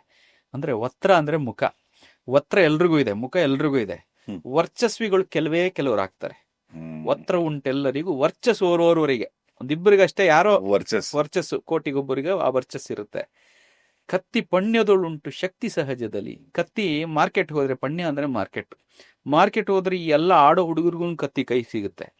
ಆದ್ರೆ ಶಕ್ತಿ ಸಹಜವಾಗಿ ಬರ್ಬೇಕು. ಅದು ಹಿಡಿದು ಕಾದಾಡಬೇಕಾದ್ರೆ ಒಬ್ಬ ವೀರನಿಗೆ ಮಾತ್ರ ಅದು ಸಹಜವಾಗಿ ಬರಬೇಕು. ಶಕ್ತಿ ಕತ್ತಿ ಪಣ್ಯದೊಳುಂಟು ಶಕ್ತಿ ಸಹಜದಲ್ಲಿ, ವ್ಯಕ್ತಿ ಪ್ರಭಾವವಿ ಲೋಕಚರಿತೆಯ ಕೀಲು. ಈ ವ್ಯಕ್ತಿ ಪ್ರಭಾವಗಳೇನಿದೆ, ಈ ಲೋಕದ ಚರಿತ್ರೆ, ಹಿಸ್ಟ್ರಿ ನೋಡಿದ್ರೆ ನೀವು, ದೊಡ್ಡ ಜನ ಅಂದ್ರೆ ಗಾಂಧಿ, ಬುದ್ಧ, ಅಂಬೇಡ್ಕರ್, ಆದಿಯಾಗಿ ಬಸವಣ್ಣ, ಎಲ್ರೂ ವ್ಯಕ್ತಿ ಪ್ರಭಾವ, ಅವ್ರ ಪ್ರಭಾವ ಬೀರಿ ಈ ಸಮಾಜಕ್ಕೆ ಏನೋ ಒಂದು ಸಂದೇಶ ಕೊಟ್ಟು ಹೋಗಿದ್ದಾರೆ. ಹಿಂಗೆ ಎಷ್ಟೋ ಮಹನೀಯರು ಈ ಬೆಂಗಳೂರನ್ನು ಕಟ್ಟಿದ್ದಾರೆ. ಕೆಂಪೇಗೌಡರಿಂದ ಹಿಡಿದು ನಮ್ಮ ದೇವೇಗೌಡರು, SM ಕೃಷ್ಣ ಅವರು, ಎಲ್ಲರೂ ಏನು ಕಾಂಟ್ರಿಬ್ಯೂಟ್ ಮಾಡ್ತಾ ಹೋಗ್ತಾರೆ. ಈ ವ್ಯಕ್ತಿ ಪ್ರಭಾವ ಏನಿದೆ, ಅವ್ರ ಪ್ರಭಾವ ಏನು ಬೀರ್ತಾರೆ, ಅದು ಹಸ್ತವದು ದೈವದೆಲೋ ಮಂಕುತಿಮ್ಮ. ವ್ಯಕ್ತಿ ಪ್ರಭಾವವಿ ಲೋಕಚರಿತೆಯ ಕೀಲು, ಹಸ್ತವದು ದೈವದೆಲೋ ಮಂಕುತಿಮ್ಮ. ಅದ್ರ ಹಿಂದೆ ದೈವಿ ಶಕ್ತಿ ಇರ್ತದೆ. ಆ ಶಕ್ತಿಯಿಂದನೇ ಇಷ್ಟೆಲ್ಲ ಅವರು ಪ್ರಭಾವ ಬೀರಕ್ಕಾಗೋದು ಅನ್ನೋದನ್ನ DVG ಹೇಳ್ತಾರೆ. ಬಹಳ ಸೊಗಸಾಗಿ ಹೇಳಿದ್ದಾರೆ ಅದನ್ನ DVG. ಹಂಗಾಗಿ ಎಷ್ಟೋ ಜನದ ಕಾಂಟ್ರಿಬ್ಯೂಷನ್, ಕೊಡುಗೆ ತುಂಬಾ ಇದೆ ಸರ್ ಈ ಬೆಂಗಳೂರಿಗೆ. ತುಂಬಾನೇ ಮಹನೀಯರು ಅಂದ್ರೆ ತ್ಯಾಗನೂ ಸಿಕ್ಕಾಪಟ್ಟೆ ಆಗಿದೆ. ಈಗ ನಾವು ರಾಜಕೀಯ ಪಾರ್ಟಿಗಳು ಅವೆಲ್ಲ ಪಕ್ಕಕ್ಕಿಟ್ಟರೆ, ಪ್ರತಿ ಪಾರ್ಟಿಯಿಂದನೂ ಒಬ್ಬೊಬ್ಬ ಲೀಡರ್ ಎಷ್ಟು ಕೊಡುಗೆ ಕೊಟ್ಟಿದ್ದಾರೆ. ಖಂಡಿತ. ನೀವು ಯಾವುದೇ ಪಕ್ಷ ತಗೊಳ್ಳಿ, ಬೆಂಗಳೂರು ಅಂತ ಪಾಪ ಅವರೆಲ್ಲ ಹಾಕೊಟ್ಟಂತ ಒಂದು ಹಾದಿನೇ ಇವತ್ತು. ನಿಜ ಸರ್. ಎಲ್ಲಿಂದ ಎಲ್ಲಿಗೆ ಸರ್ ಬೆಂಗಳೂರು. ಹೌದು. ಮುಂಚೆ ಇನ್ನು ಚೆನ್ನಾಗಿ ಜ್ಞಾಪಕ ಇದೆ, ಮೇಕ್ರಿ ಸರ್ಕಲ್ ಬಂತು ಅಂದ್ರೆ ನೀವು ಅರ್ಧ ಗಂಟೆ ನಿದ್ದೆ ಮಾಡಬಹುದು. ಹೌದು, ಹಂಗಿರ್ತಿತ್ತು ಟ್ರಾಫಿಕ್ ಒಂದ್ ಕಾಲದಲ್ಲಿ. ಆ ಮೇಕ್ರಿ ಸರ್ಕಲ್ ಅಂಡರ್ ಪಾಸ್ ಮಾಡಿದ್ದು ಅದೆಲ್ಲ ನಮಗೆ ಚೆನ್ನಾಗಿ ಗೊತ್ತಿದೆ. ಅಲ್ಲಿ ಅಂಡರ್ ಪಾಸ್ ಮಾಡಕ್ ಸ್ಟಾರ್ಟ್ ಮಾಡಿದಾಗ ಟ್ರಾಫಿಕ್ ಹೋಗಿ ನಿಂತ್ಕೊಳ್ಳೋದು. ನಮ್ದೊಂದು ಮಾರುತಿ ವ್ಯಾನ್ ಇತ್ತು, ಆ ಮಾರುತಿ ವ್ಯಾನ್ ಅಲ್ಲಿ ನಿಂತ್ಕೊಂಡು, ಅದು ಅಷ್ಟೇ. ಆಮೇಲೆ ನಮ್ದು ಯಲಂಕ ರೈಲ್ವೆ ಬ್ರಿಡ್ಜ್ಗೂ ಒಂದು ಅಂಡರ್ ಪಾಸ್ ಮಾಡಿದ್ರು. ಅಂಡರ್ ಪಾಸ್ ಅವದು ಅಷ್ಟೇ, ತುಂಬಾ ವರ್ಷ ತಗೊಂಡ್ರು. ಮೇಕ್ರಿ ಸರ್ಕಲ್ ಮಿಲಿಟರಿ ಅವರೇನೋ ಮಾಡಿದ್ದು, ಫಾಸ್ಟ್ ಆಗಿ ಮಾಡ್ಬಿಟ್ರು. ಅದು ಸ್ವಲ್ಪ ಲೇಟ್ ಆಯ್ತು. ಸಾಕಷ್ಟು ಬದಲಾವಣೆ. ಇವಾಗ ಕೆಲವೊಂದು ಏರಿಯಾಗಳಲ್ಲಂತೂ ಬೆಂಗಳೂರಲ್ಲಿ ನಿಮಗೆ ಕನ್ನಡದವರೇ ಕಾಣಿಸಲ್ಲ ಸರ್. ಇಲ್ಲ ಸರ್, ನೀವು ಎಲ್ಲಾದ್ರೂ ನೀವು ಈಸ್ಟ್ ಬೆಂಗಳೂರು ಅಥವಾ ಕೆಲವು ಕಡೆ ಎಲ್ಲ ಹೋದ್ರೆ, ನೀವು ಈಸ್ಟ್ ಬೆಂಗಳೂರು ಹೋದ್ರೆ, ವೈಟ್ ಫೀಲ್ಡು ಈ ಕಡೆ ಎಲ್ಲ ಹೋದ್ರೆ, ನಾವು ಬೆಂಗಳೂರಲ್ಲಿ ಇಲ್ಲ ಅನ್ಸುತ್ತೆ. ನಿಮಗೆ ಕೋರ್ಮಂಗ್ಲನು ಆ ಫೀಲ್ ಕೊಡುತ್ತೆ. ಕೋರ್ಮಂಗ್ಲನು ಆ ಫೀಲ್ ಕೊಡುತ್ತೆ. ಅಲ್ಸೂರ್ ಆ ಫೀಲ್ ಕೊಡುತ್ತೆ. ಖಂಡಿತ ಕೊಡುತ್ತೆ ಸರ್. ಎಷ್ಟು ಯಾವ್ದೇದೋ ಪೇಟ್ಗಳ ಆ ಕಡೆ ಎಲ್ಲ ಹೊರಟ್ಬಿಟ್ರೆ. ಹೌದು 100% ನೀವು ಹೇಳೋದು ಸತ್ಯ. ಅದು ನಾನೀಗ ಪಾಡ್ಕಾಸ್ಟ್ ಬಿಗಿನಿಂಗ್ ಅಲ್ಲೇ ಒಂದ್ ಮಾತು ಹೇಳಿದೆ, ಎಷ್ಟೋ ಜನಕ್ಕೆ ಜೀವನ ಬದಲಾಯಿಸಿದ್ದು ಭಗವದ್ಗೀತೆ. ಹೌದು. ಈಗ ನೀವು ನಿಮ್ ವಿಚಾರದಲ್ಲಿ ಮಂಕುತಿಮ್ಮನ ಏನ್ ಕಗ್ಗ ಇದೆ, ಒಂದು ಕಗ್ಗ ನಿಮ್ಮ ಜೀವನ ಬದಲಾಯಿಸ್ತಂತೆ. ಹೌದು. ಹೇಗ್ ಸರ್? ಇದು ನೀವು ಫಸ್ಟು ಯಾವಾಗ ಓದಕ್ ಶುರು ಮಾಡಿದ್ರಿ? ಸರ್ ಆ್ಯಕ್ಚುಲಿ ನಾನು ಸ್ಕೂಲಲ್ಲೆಲ್ಲ ಅಷ್ಟು ಓದ್ದವನಲ್ಲ, ಲಾಸ್ಟ್ ಬೆಂಚರ್ಸ್ ನಾವೆಲ್ಲ. ಏನು ಸ್ಕೂಲಲ್ಲಿ ಕನ್ನಡ ಮಾರ್ಕ್ಸು ತುಂಬ ಕಡಿಮೆನೇ ನನಗೆ. ಏನಾಯಿತು, ನಾನು 2001 ಇಂಡಸ್ಟ್ರಿಗೆ ಬಂದೆ, ರಿಯಲ್ ಎಸ್ಟೇಟಿಗೆ. ನಮ್ಮ ಫಾದರ್ ಮಾಡ್ತಿದ್ದ ಅದಕ್ಕೆ ಮುಂಚೆ.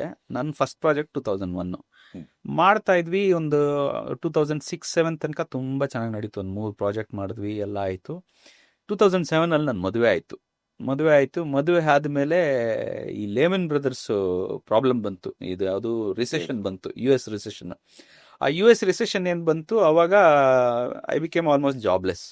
ಕೆಲಸನೇ ಇಲ್ಲದೆ ಆಗೋಯ್ತು. ಅಂದರೆ ಯಾವುದೋ ಒಂದು ಲ್ಯಾಂಡ್ ತೊಗೊಂಡಿದ್ವಿ, ಆ ಲ್ಯಾಂಡ್ ಹಾಗೆ ನಿಂತೋಯ್ತು. ಪ್ರಾಜೆಕ್ಟು ಮಾಡೋಕ್ಕಾಗಲಿಲ್ಲ, ಮಾಡಿದ್ರೆ ಸೇಲು ಆಗೋ ಕಾನ್ಫಿಡೆನ್ಸ್ ಇರಲಿಲ್ಲ. ಮದುವೆ ಬೇರೆ ಆಗಿತ್ತು. ಸ್ವಲ್ಪ ನನಗೆ ಈ ಸ್ಕಿನ್ ಅಲರ್ಜಿ ಆಯಿತು. ಈ ಸ್ಕಿನ್ ಅಲರ್ಜಿ ಆದಾಗ ಇಲ್ಲೊಬ್ಬರು ಡಾಕ್ಟರ್ ನಾಗರಾಜ ಅಂತಿದ್ದಾರೆ, ನಮ್ಮ ಕಾಮಾಖ್ಯ ಥಿಯೇಟರ್ ಹತ್ರ. ಆ ಕತ್ರಗುಪ್ಪೆ ಕಾಮಾಖ್ಯ ಥಿಯೇಟರ್ ಹತ್ರ ಇದ್ದಾರೆ. ಅವ್ರ ಹತ್ರ ಹೋದ್ರೆ ರಿಸೆಪ್ಷನಲ್ಲಿ ಹೋಗಿ ಕೂತಿದ್ರೆ ಒಂದು ಫೀಲ್ ಹೆಂಗ್ ಬಂತು ಅಂದರೆ, ನಾನು ಡಾಕ್ಟರ್ ಹತ್ರ ಬಂದಿಲ್ಲ, ಯಾರೋ ಸ್ವಾಮೀಜಿ ಹತ್ರ ಬಂದ್ಬಿಟ್ಟಿದ್ದೀನಿ. ಮೋಸ್ಟ್ಲಿ ಯಾರೋ ತಪ್ಪಿ ಬಂದ್ಬಿಟ್ಟಿದ್ದೀನಿ, ಇದು ಡಾಕ್ಟರ್ ಕ್ಲಿನಿಕ್ ಅಲ್ಲ, ಯಾವುದೋ ಸ್ವಾಮೀಜಿ ಇರಬೇಕು. ಯಾಕೆ ಆ ಫೀಲ್ ಬಂತು ಅಂದರೆ, ಧೂಪ ಹಾಕಿದ್ರು ಹಾಸ್ಪಿಟ್ಲಲ್ಲಿ, ರಿಸೆಪ್ಷನ್ ಅಲ್ಲಿ ಧೂಪ ಹಾಕಿದ್ರು. ದೊಡ್ಡದೊಂದು ಸಾಯಿಬಾಬನ್ ಫೋಟೋ ಇತ್ತು, ಅದಕ್ಕೆ ಹಾರ ಹಾಕಿದ್ರು. ಯಾರ್ದು? ಶಿರಡಿ ಸಾಯಿಬಾಬಾ ಫೋಟೋ ಇತ್ತು, ಹಾರ ಹಾಕಿದ್ರು. ಅದಾದ್ಮೇಲೆ ದಾಸರ ಪದಗಳು ಓಡ್ತಾ ಇತ್ತು, ವಿದ್ಯಾಭೂಷಣರದ್ದು ದಾಸರ ಪದಗಳು ನಡೀತಾ ಇತ್ತು, ಹಾಡುಗಳು ಬರ್ತಾ ಇತ್ತು. ನನ್ನ ಟರ್ನ್ ಬಂತು. ಕನ್ಸಲ್ಟೇಷನ್ಗೆ ಒಳಗೋಗಿ ಅವ್ರದ್ದೆಲ್ಲ ನೋಡಿದ್ರು. ಆಮೇಲೆ ಸ್ವಲ್ಪ ಪ್ರಿಸ್ಕ್ರಿಪ್ಷನ್ ಎಲ್ಲ ಕೊಟ್ಮೇಲೆ ನಾನು ಕೇಳಿದೆ, ಸರ್ ಏನು ಸರ್ ಇದು, ನಿಮ್ಮ ಕ್ಲಿನಿಕ್ ಥರ ಕಾಣ್ತಿಲ್ಲ, ಯಾವುದೋ ಸ್ವಾಮೀಜಿ ಹತ್ರ ಬಂದಂಗೆ ಕಾಣಿಸ್ತಾ ಇದೆ, ಏನು ಸರ್ ಇದು, ಕೂತ್ಕೋ ಹೇಳ್ತೀನಿ ಅಂತ ಕೂಡಿಸ್ಕೊಂಡು ಇನ್ನೊಂದು 6-7 ಜನ ಆಚೆ ಕಾಯ್ತಿದ್ದಾರೆ ಅವ್ರಿಗೆ, ಪೇಷಂಟ್ಸ್. ನಮ್ಮ ಸನಾತನ ಧರ್ಮ ಹಿಂಗೆ ಹೇಳಿದೆ, ವೇದಗಳಲ್ಲಿ ಹಿಂಗೆ ಹೇಳಿದೆ, ಈ ಥರ ಇದೆ, ಅದನ್ನೆಲ್ಲ ಫಾಲೋ ಮಾಡ್ಬೇಕು ನಾವು. ಡಾಕ್ಟರ್ ನಾಗರಾಜ ಅಂತ ಅವರು, ಹಿಂಗೆ ಫಾಲೋ ಮಾಡ್ಬೇಕು ನಾವು, ಹಾಗೆ ಎಲ್ಲ ಹೇಳಿದ್ರು. ಹೌದಾ ಸರ್, ನಾನು ಇಂಟ್ರೆಸ್ಟ್ ಆಗಿ ಕೇಳ್ಕೊಂಡು, ನಂಗೆ ಸ್ವಲ್ಪ ಇಂಟ್ರೆಸ್ಟ್ ಇತ್ತಿದ್ದೆಲ್ಲ, ಕೇಳ್ಕೊಂಡ್ಮೇಲೆ ಆಯ್ತು ಸರ್ ಬರ್ತೀನಿ, ಒಂದು ನಿಮಿಷ ತಡಿ ಅಂತೇಳಿ ನನಗೆ 4 CDಗಳು ಕೊಟ್ಟರು. ಅವಾಗೆಲ್ಲ CDಗಳು, ಅದರ ಒಂದು CDಯಲ್ಲಿ ಒಂದು 6-7 ಟ್ರ್ಯಾಕ್ 8 ಟ್ರ್ಯಾಕ್ ಇರ್ತಿತ್ತಷ್ಟೇ. ಅದು ಕೊಟ್ಟರು. ಆ CD, ಅದು ಒಂದು CD ಒಂದು 300 ರೂಪಾಯಿ ಇರ್ಬೋದು. ಒಂದು 4 CD ಕೊಟ್ಟರು ನನಗೆ. ಮಂಕುತಿಮ್ಮನ ಕಗ್ಗ, 1,000 ರೂಪಾಯಿ ಅಷ್ಟು. ನಮ್ಮ ಕರ್ನಾಟಕದ ಹೆಮ್ಮೆ ಭಾರತ ರತ್ನ ಬಂತಲ್ಲ, ನಮ್ಮ ಕರ್ನಾಟಕದ ಹೆಮ್ಮೆ ಪದ್ಮಭೂಷಣ ಬಂತಲ್ಲ, ಡಾಕ್ಟರ್ ರಾ ಗಣೇಶ್ ಅವರು, ಶತಾವಧಾನಿ ಗಣೇಶ್ ಅವರು, ಅವ್ರು ಹೇಳಿರೋದು, ಪುತ್ತೂರು ನರಸಿಂಹನಾಯಕರು ಹಾಡಿರೋದು, ಅವ್ರು ಹಾಡೋದು, ಇವ್ರು ಅದ್ರದ್ದು ಅರ್ಥ ಹೇಳೋದು. ಈ ಥರದ್ದು ಒಂದು ಸಾಗರ್ ಕಂಪನಿ ಅಂತ ಇತ್ತು ಅವಾಗ, CD ಕಂಪನಿ. ಅದು ಅವರು ಕೊಟ್ಟರು. ಅದು ಕೊಟ್ಮೇಲೆ ನಾನು ಕೇಳಿದೆ, ಸರ್ 200 ರೂಪಾಯಿ ಕನ್ಸಲ್ಟೇಷನ್ ಕೊಟ್ಟಿದ್ದೀನಿ, 1000 ರೂಪಾಯಿ ಮೇಲೆ 1200 ರೂಪಾಯಿ CD ಕೊಡ್ತಾ ಇದ್ದೀರಿ, ನಾನು ವಾಪಸ್ ತಂದ್ಕೊಡ್ಲಿಲ್ಲ. ಇಲ್ಲ ನೀನು ತಂದ್ಕೊಡ್ತೀಯ, ಹೋಗು, ನೀನು ಕೇಳು ಅಂತ ಕೊಟ್ಟರು. ನನ್ನ ಹತ್ರ ಒಂದು ಸ್ಯಾಂಟ್ರೋ ಇತ್ತು, ಆ ಸ್ಯಾಂಟ್ರೋಲ್ ಒಂದು CD ಪ್ಲೇಯರ್ ಇತ್ತು, ಅದರಲ್ಲಿ ಹಾಕೊಂಡು ಕೇಳಕ್ಕೆ ಸ್ಟಾರ್ಟ್ ಮಾಡಿದೆ. ನಾನು ಸ್ವಲ್ಪ ಡಿಪ್ರೆಸ್ಡ್ ಕೂಡ ಇದ್ದೆ, ಯಾಕಂದರೆ ಬಿಸ್ನೆಸ್ ಸ್ಲೋ ಆಗಿತ್ತು ಅಂತ ಹೇಳಿದ್ನಲ್ಲ, ಮದುವೆ ಬೇರೆ ಆಗಿದ್ದೆ ಅಷ್ಟರಲ್ಲೇ ಅಂತ. ಆ ಡಿಪ್ರೆಸ್ಡ್ ಆಗಿದ್ದಾಗ ಒಂದು ಮಂಕುತಿಮ್ಮನ ಕಗ್ಗ ನನಗೆ ಸ್ಟ್ರೈಕ್ ಆಯಿತು.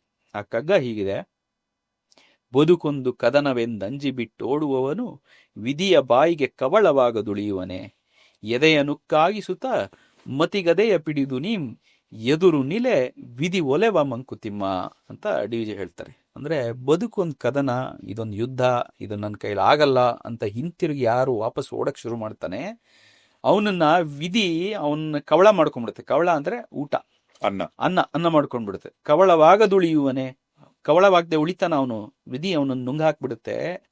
ಆದರೆ ಅವನು ಮಾಡಬೇಕಾದ್ದೇನು ಅನ್ನೋದನ್ನ ಈ 2 ಸಾಲಲ್ಲಿ ಚೆನ್ನಾಗಿ ಹೇಳ್ತಾರೆ. ಎದೆಯ ನುಕ್ಕಾಗಿಸುತ್ತ, ಎದೆ ಅಂದರೆ ಮನಸ್ಸನ್ನ ಗಟ್ಟಿ, ಉಕ್ಕು ಅಂದರೆ ಗಟ್ಟಿ ಐರನ್. ಎದೆಯ ನುಕ್ಕಾಗಿಸುತ್ತ ಮತಿಗದೆಯ ಪಿಡಿದು ನೀಂ, ಮತಿದು ಗದೆ ಅಂದರೆ ಎದೆ ನುಕ್ಕು ಮಾಡ್ಕೊಂಡ್ರೆ ಗಟ್ಟಿ, ಮನಸ್ಸು ಗಟ್ಟಿ ಮಾಡ್ಕೊಂಡಾಗ ಬುದ್ಧಿ ಚೆನ್ನಾಗಿ ಓಡುತ್ತೆ. ನಿಮಗೆ ಮನಸ್ಸು ಎಲ್ಲ ಎಮೋಷ್ನಲ್ ಆಗಿ ನೋಡಕ್ ಹೋದ್ರೆ ನಿಮ್ಮ ಇಂಟೆಲೆಕ್ಟ್ ಕಮ್ಮಿಯಾಗಿ ಹೋಗ್ತದೆ.